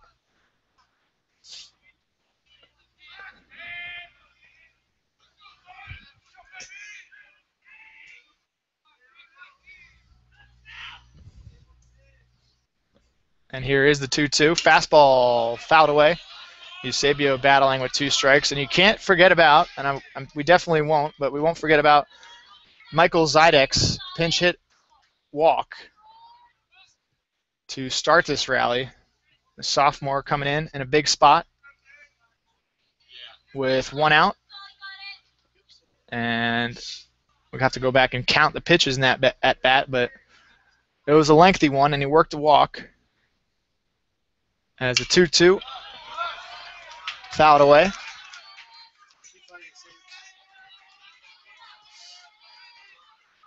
It's all right. Zidek got a hit. Misspoke.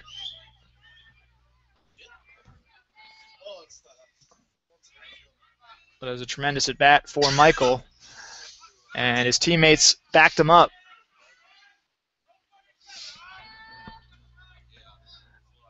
Especially Matt Munoz, who now stands at third base with a 2-run double.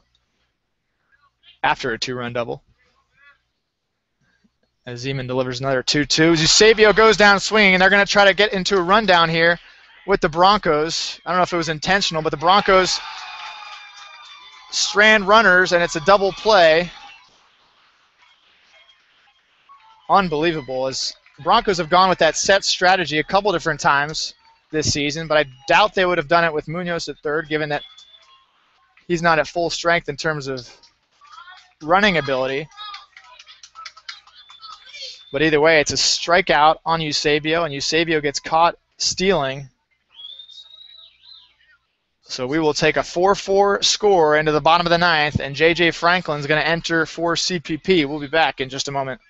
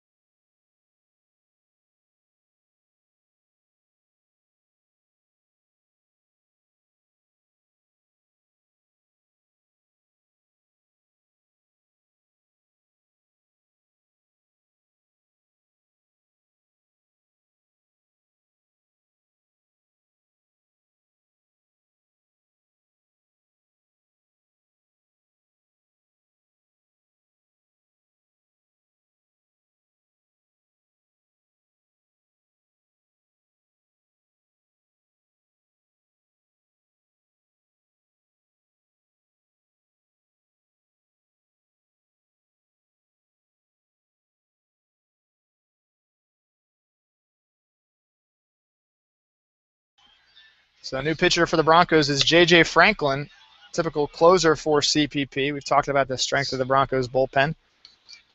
It's now a tie game, 4-4. Franklin holds the single-season record for saves this year with 8 as we return to action in the bottom of the ninth. UCSD batting in a 4-4 game. Here's JJ's first pitch. A fastball in there for strike one. Love to see that first pitch strike. As batting for UCSD to lead off is number 31, Nick LaFace, falling behind in the count 0-2. So LaFace followed by Ron and Cruz. 3, 4, 5 hitters due up. So certainly a tough task for Franklin, but he's been up to many challenges this year. Really, really good numbers for the Chino native.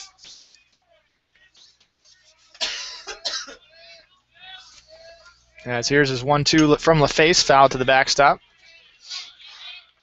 Franklin, 1.59 ERA, 2-1 record. This is his 25th appearance, 21 strikeouts in 22 innings.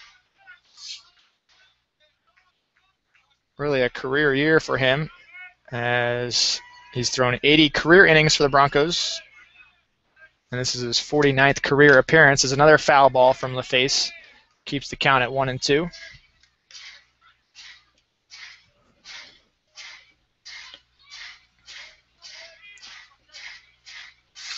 There was a warm-up pitch that ended up at the backstop just a few minutes ago. Pitching coach Brett Latchman, trying to stay warm, went to retrieve it. Stopped it, say hi to a couple fans, and heard him say, "We're going to try to go 16 innings for you tonight." He just wants to give some fans their money's worth. Some free baseballs. That's what the Broncos will try to do here. They try to keep the Tritons scoreless in the bottom of the ninth. Strike 3 call. Nicely done by JJ off the off-speed pitch. Freezes LaFace.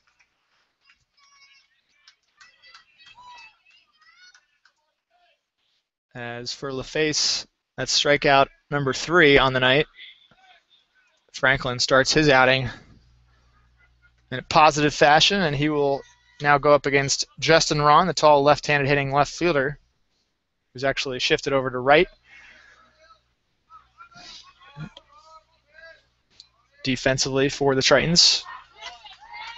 Taking strike 1 from JJ. JJ was featured in the Poly Post in the most recent issue. Article written by Cassandra Ortiz, I want to say. She did a nice job profiling the junior closer for the Broncos, who now has a 1-1 count against Ron.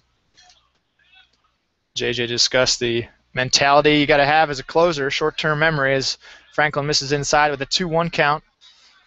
Now to Ron.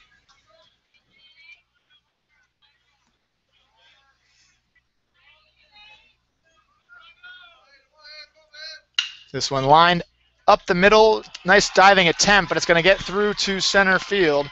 So Ron's a one-out base run, and he represents the potential winning run for the Tritons. So now JJ into the stretch with 1 out.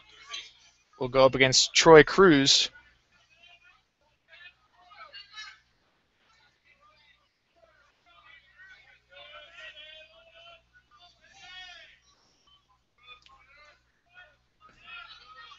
Into the stretch, checks the runner. He's going to throw over to first. Diving back in safely is Ron.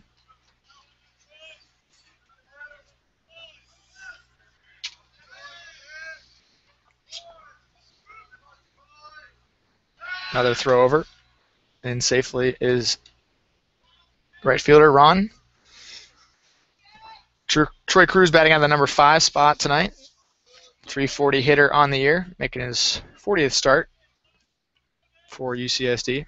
His first pitch from Franklin to him is outside, ball 1. Mike Philp also in to catch for the Broncos, as he sees his first playoff innings as a Bronco. Philip, a junior catcher out of Covina, getting signs from the dugout. Shares them with Franklin. This is the ground ball to shortstop. Potential double play. Underhanded to Cooksey. Throw to first in time. A huge double play to end the ninth, and we're going to go to extras. Free baseball on tap in Stockton.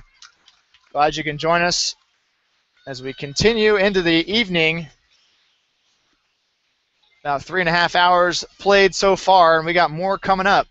Broncos with a huge double play to end the ninth. Top of the 10th coming up. Broncos coming to bat. We'll be back in just a moment.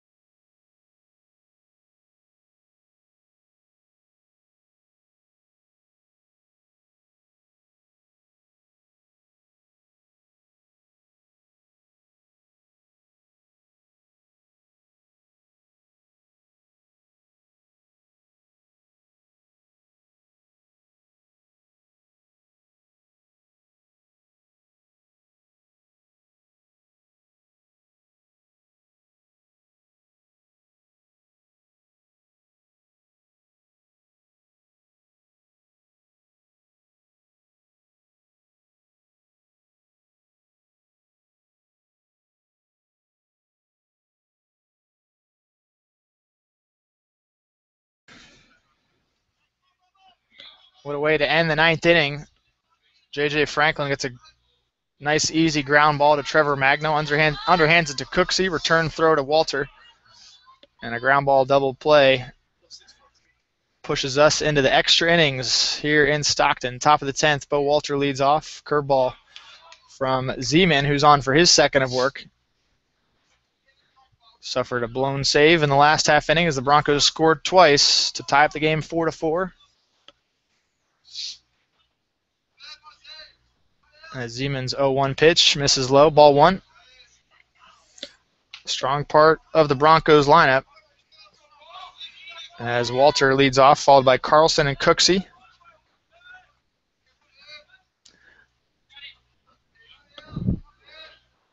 A 1-1 pitch from Zeman. Grounded sharply to second. It's going to be an easy play for Lewis. Throw to first in time for out number one.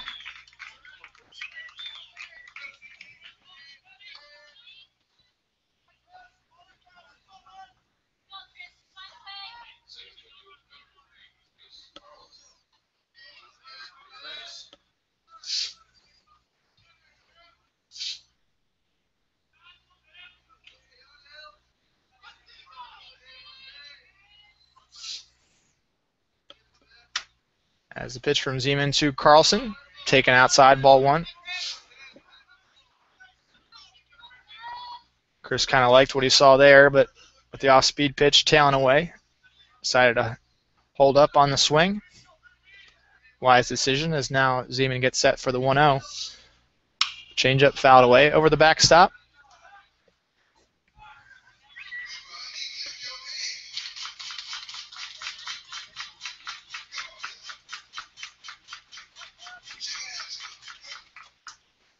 One of the Broncos' former track and field stars in attendance. She was providing some pictures of the Broncos' dugout after that huge hit from Matt Munoz in the ninth. That's Brooke Gamble supporting the Broncos baseball squad. As Carlson rips this one into center, but positioned well out there is Larson, shifting a couple steps to his right. Catches it for out number two. So Nick Cooksey batting with 2 outs in the top of the 10th.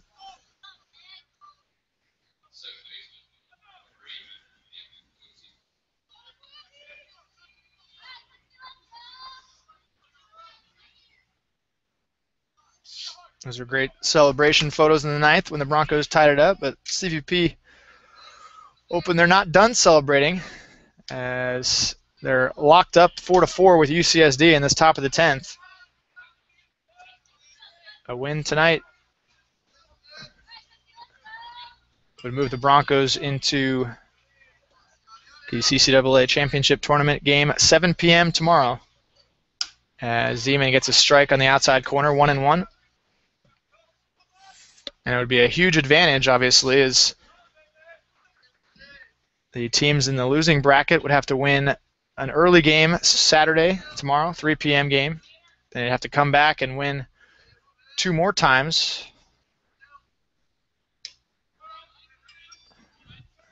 to enter out of that loser's bracket. Broncos and Trains trying to avoid that fate here as Cooksey battling with a 2-1 count against Zeman, who's come back and thrown strong here in the 10th after giving up those 2 runs in the 9th. He's now got a 2-2 count against Cooksey.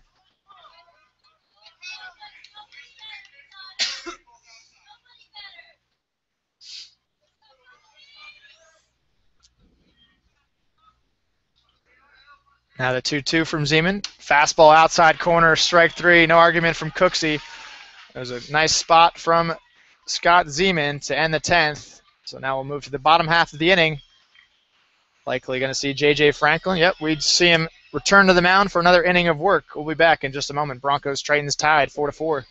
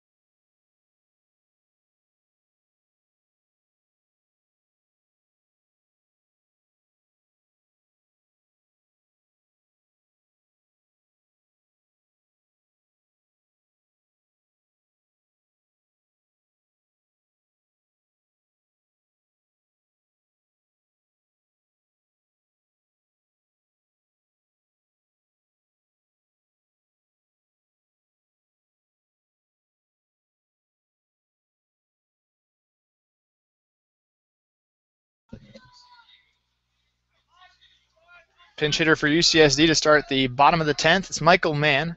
As Franklin once again starts with the first pitch strike. And looking at Michael Mann's stats, he's a .279 hitter this year. 46 starts as he swings through this pitch. Falls behind in the count 0-2. He's got 8 doubles, 1 homer. This is actually his first appearance off the bench. 46 starts, 46 appearances up until this pinch hitting duty. And this at bat, here's the 0-2. Fastball swung on and missed. Michael Mann goes down for out number 1. Quick work for J.J. Franklin here in the bottom of the 10th for that first out. Now number 22, Brett Levy, steps to the plate.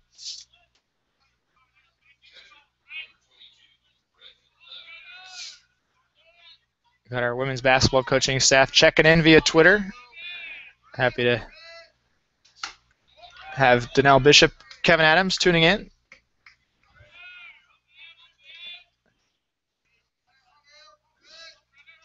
Started to add more and more coaches onto Twitter. Men's soccer head coach Yossi Raz joining the Twitterverse or the Twitter world recently. As a 2-0 pitch from Franklin in there for strike 1 against Levy. Coach Raz might be tweeting more than our at CPP Broncos account at this point. He's on fire. As a foul tip into the glove, evens the count, 2 balls, 2 strikes between Franklin and Levy. Certainly appreciate the social media chatter as Raz chimed in after the Broncos win yesterday as strike 3 swung on and missed by Levy. As Philp tried to throw down to third, his throw caromed off the bat of Levy. Haven't seen that one before, but 2 quick strikeouts for J.J. Franklin here in the bottom of the 10th. And now he goes up against left-handed hitting center fielder Jack Larson. First pitch to Larson, fastball missing just outside.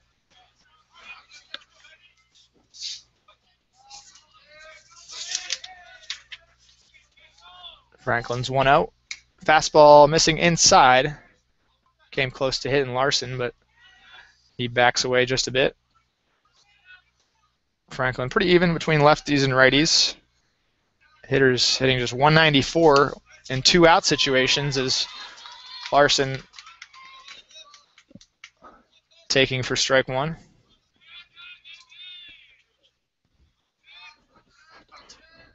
As a 2-1 lifted into left center field. Pretty shallow. Armendariz tracking it. Catches it for out number 3. So we'll go to the top of the 11th. Broncos coming to bat. J.J. Franklin doing some fine work in relief. We'll break for just a moment as CPP gets set to hit in the top of the 11th.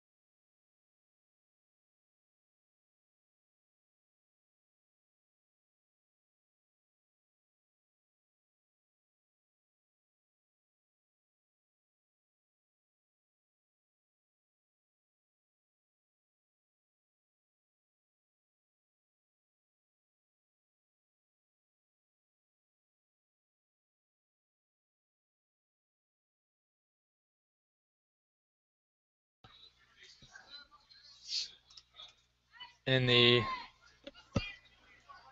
top of the 11th, here we see Andrade leading off, followed by Mike Philp, who will be getting his first plate appearance. As Andrade, first pitch swinging,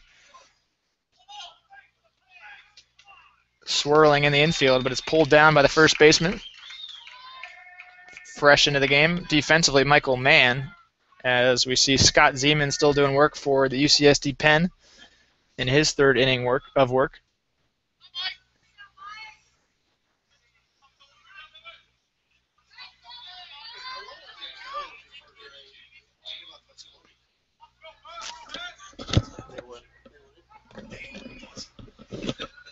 As Zeman gets set to battle against Mike Philp, junior catcher. Taking a fastball just off the plate.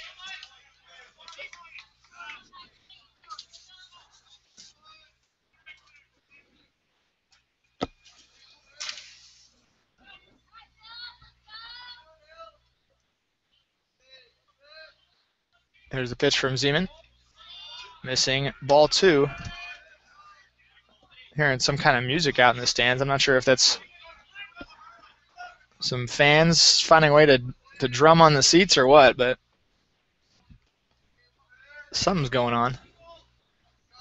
Might be a nearby concert here in Stockton, as certainly these fans, Bronco fans, happy to be at the ballpark and happy to see the game extended into extra innings. The Broncos had a chance to take the lead even in the 9th, but base running blunder cut the rally just a little bit too short. And we stand in a 4-4 tie in the top of the 11th as Philp bats with a 3-0 count. He shows bunt, pulls the bat back. That's not going to gain too much animosity from the Tritons, as Philp was ready to jump out of the box too for a 4-pitch walk. But now it's a 3-1 count. Zeman trying to work his way back. As a 3-1 is a fastball in there for strike 2. Pretty good pitch to hit, but Philp decides to lay off.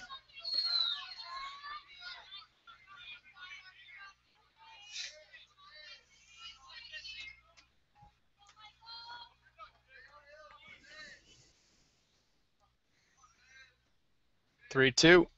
Fastball, fouled off, and hopefully everyone's okay in the Broncos dugout. That one skipped past head coach Randy Benton. little quick two-step out of the way for Coach Benton. Philip just trying to stay alive. He was way behind on that pitch, and it caromed off the middle portion of the bat.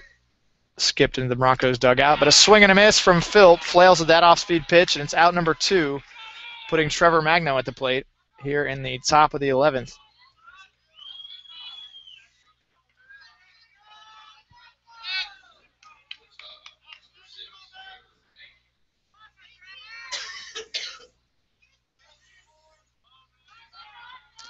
Well, I think our max time allowed for a YouTube broadcast is 8 hours, so we got a little bit of time left on that.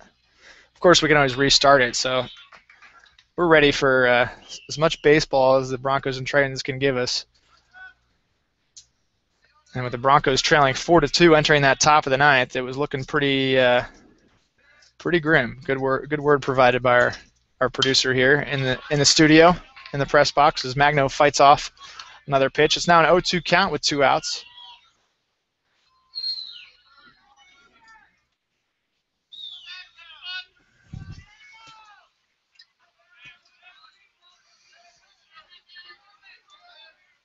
As the music continues to get louder beyond the ballpark walls, Trevor Magno bats with a 2-strike count. Takes just outside, ball 1. Trevor batting on the night 1 for 4, 1 run scored, 1 RBI. Matt Munoz waits on deck. He had that huge 2-run double in the 9th to tie it up.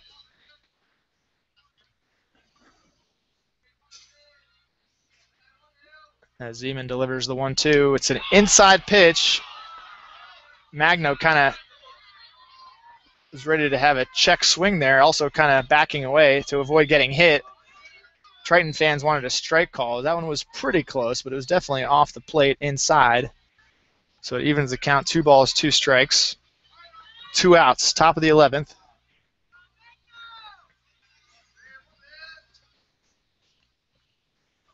Zeman gets the signs from his catcher, Levy. Goes to the plate with the 2-2. Fastball grounded softly. Is it going to get through? Yes, it is. Base hit for the senior shortstop, Trevor Magno. And Matt Munoz, the 9th inning hero, will try to be the 11th inning hero for the Broncos. Cody Ponce now serving as the bat boy after a strong 6th inning performance. He's got the jacket on in this chilly Stockton evening, and he's helping the hitters get the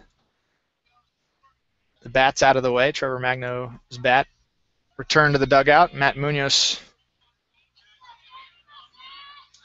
bringing his to the plate and hopes to put it to some fine work here with 2 outs. With Magno at first. Here's the pitch. Curveball just misses up high.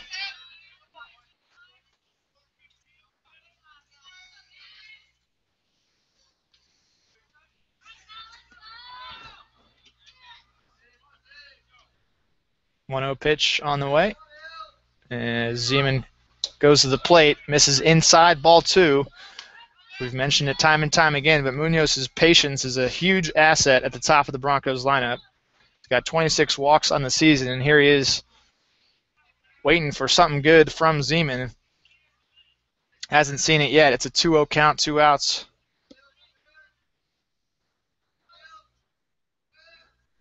Two-0 pitch. Fastball in the outside corner.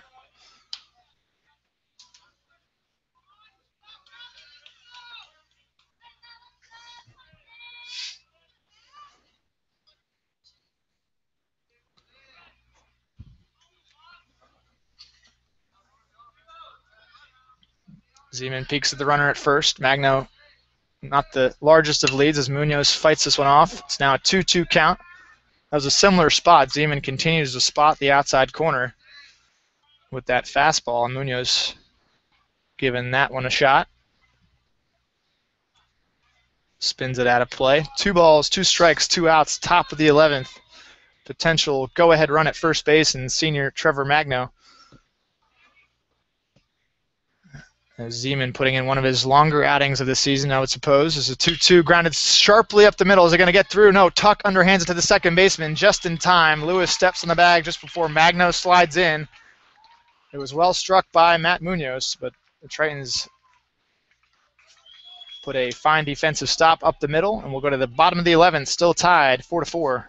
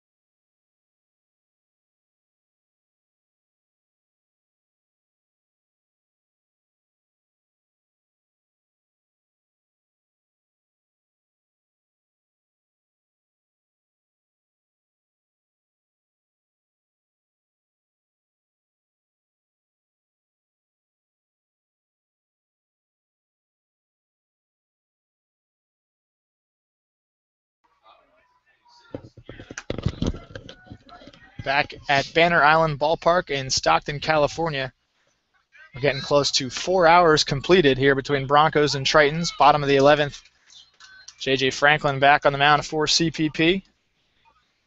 As time is called. That was a pretty late call, as a UCSD reliever was sprinting in left field. J.J. Franklin was about to throw a pitch. That reliever was trying to re-enter the bullpen, but either way, Franklin able to stay composed, gets a pop-up here to first base, but Walter pulls it down for out number 1. That was a strange play there. I don't know if he neglected to tell anyone he was going to sprint across the outfield, but the third base coach from UCSD had to tell the home plate umpire just about as JJ was set to throw a pitch. Very strange, but 1 out on the board. Turns the lineup over for number 9, Grady Sanchez. Former sports information intern Miguel Canto chiming in on Twitter. Happy to hear he's listening. Certainly his claim to fame during his internship quarter was helping put together that ESPN top play clip from men's basketball, the buzzer beater, 3-quarter court. Among many other contributions, but certainly that was an exciting time for Bronco Athletics as the baseball program providing plenty of highlights here in May as Franklin misses outside. Now 2-2, the count to Sanchez. Our first game in the month of May was yesterday with the win over Sonoma State. Plenty of drama in this one against UCSD. 4-4 ball game, bottom of the 11th. As a 2-2 from Franklin. Ooh, Sanchez fighting with 2 strikes, and he fouls it off his foot. That one was spinning towards his body, but he's has to fight with 2 strikes, and he's going to try to shake it off. Hurts just a little bit more with the cooler temperature here in Stockton. Stings off the leg with the foul ball. Good point in between innings brought up by producer Enrique is that certainly you hate to lose tonight, but a loss hurts even more in this kind of scenario because you got to come back and play the 3 o'clock game tomorrow, as this one's popped up along the third base line on Andrade giving chase, but it's going to bounce about 5 rows up. So theoretically, you could finish.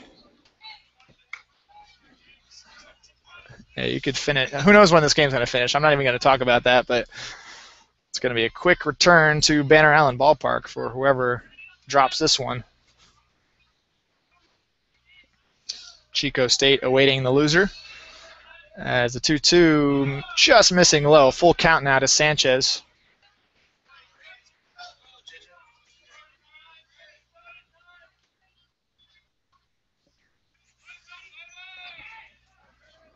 Three-two pitch from JJ. Inside corner, strike three. Sanchez tried to sell it.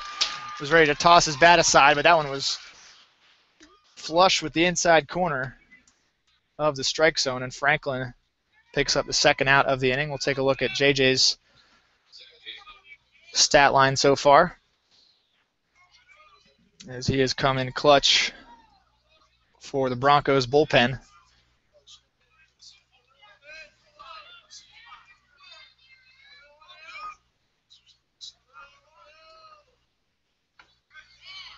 As Franklin gets a strike here against Eric Lewis. Franklin went 2 2/3 innings so far, 1 hit allowed, no walks, 4 strikeouts. As he gets set to deliver the 0-1. Curveball, I'm not sure where that pitch was. Might have come across the plane just a little bit high. Home plate umpire Dale Gardner signals that the count is now even, 1 ball, 1 strike.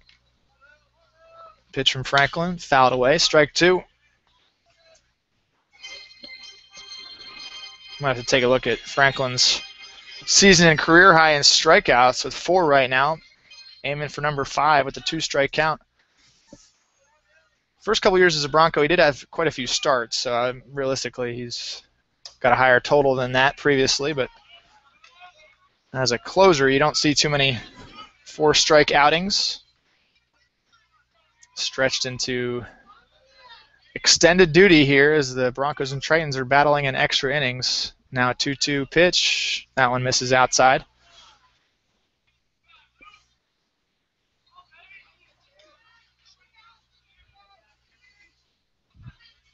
Certainly Chico fans and players and coaches rooting for this one to go as long as possible. So get a little easier time in that 3 o'clock game as Franklin misses outside. Phillips going to race to the backstop. That one bounced away from him. Holding at first, though, with a walk is Lewis. So that one just got away from Franklin a bit. Could certainly make a case as a closer to be effectively wild.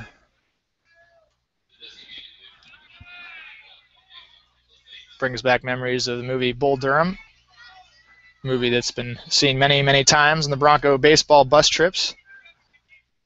The catcher, played by Kevin Costner, tells the young phenom pitcher to throw it at the mascot, give the batters a little scare. There was no mascot at the backstop for JJ to hit on that last pitch, but certainly was a wild toss that might bring some doubts into the UCSD hitters' minds. I'm trying to figure out if JJ knows where he's throwing. He certainly does know where he's throwing, but effectively wild is sometimes okay as a closer. Just got to keep Lewis at first and try to focus on the hitter at the plate, which is a tough one. Nick LaFace, one of the top hitters in the league. And Lewis now representing the potential winning run at first. Not a threat on the base pass. 1 stolen base on the year, as Franklin does throw over to check on him. Career high in strikeouts for JJ is actually last year against UCSD. He had 6 punch-outs.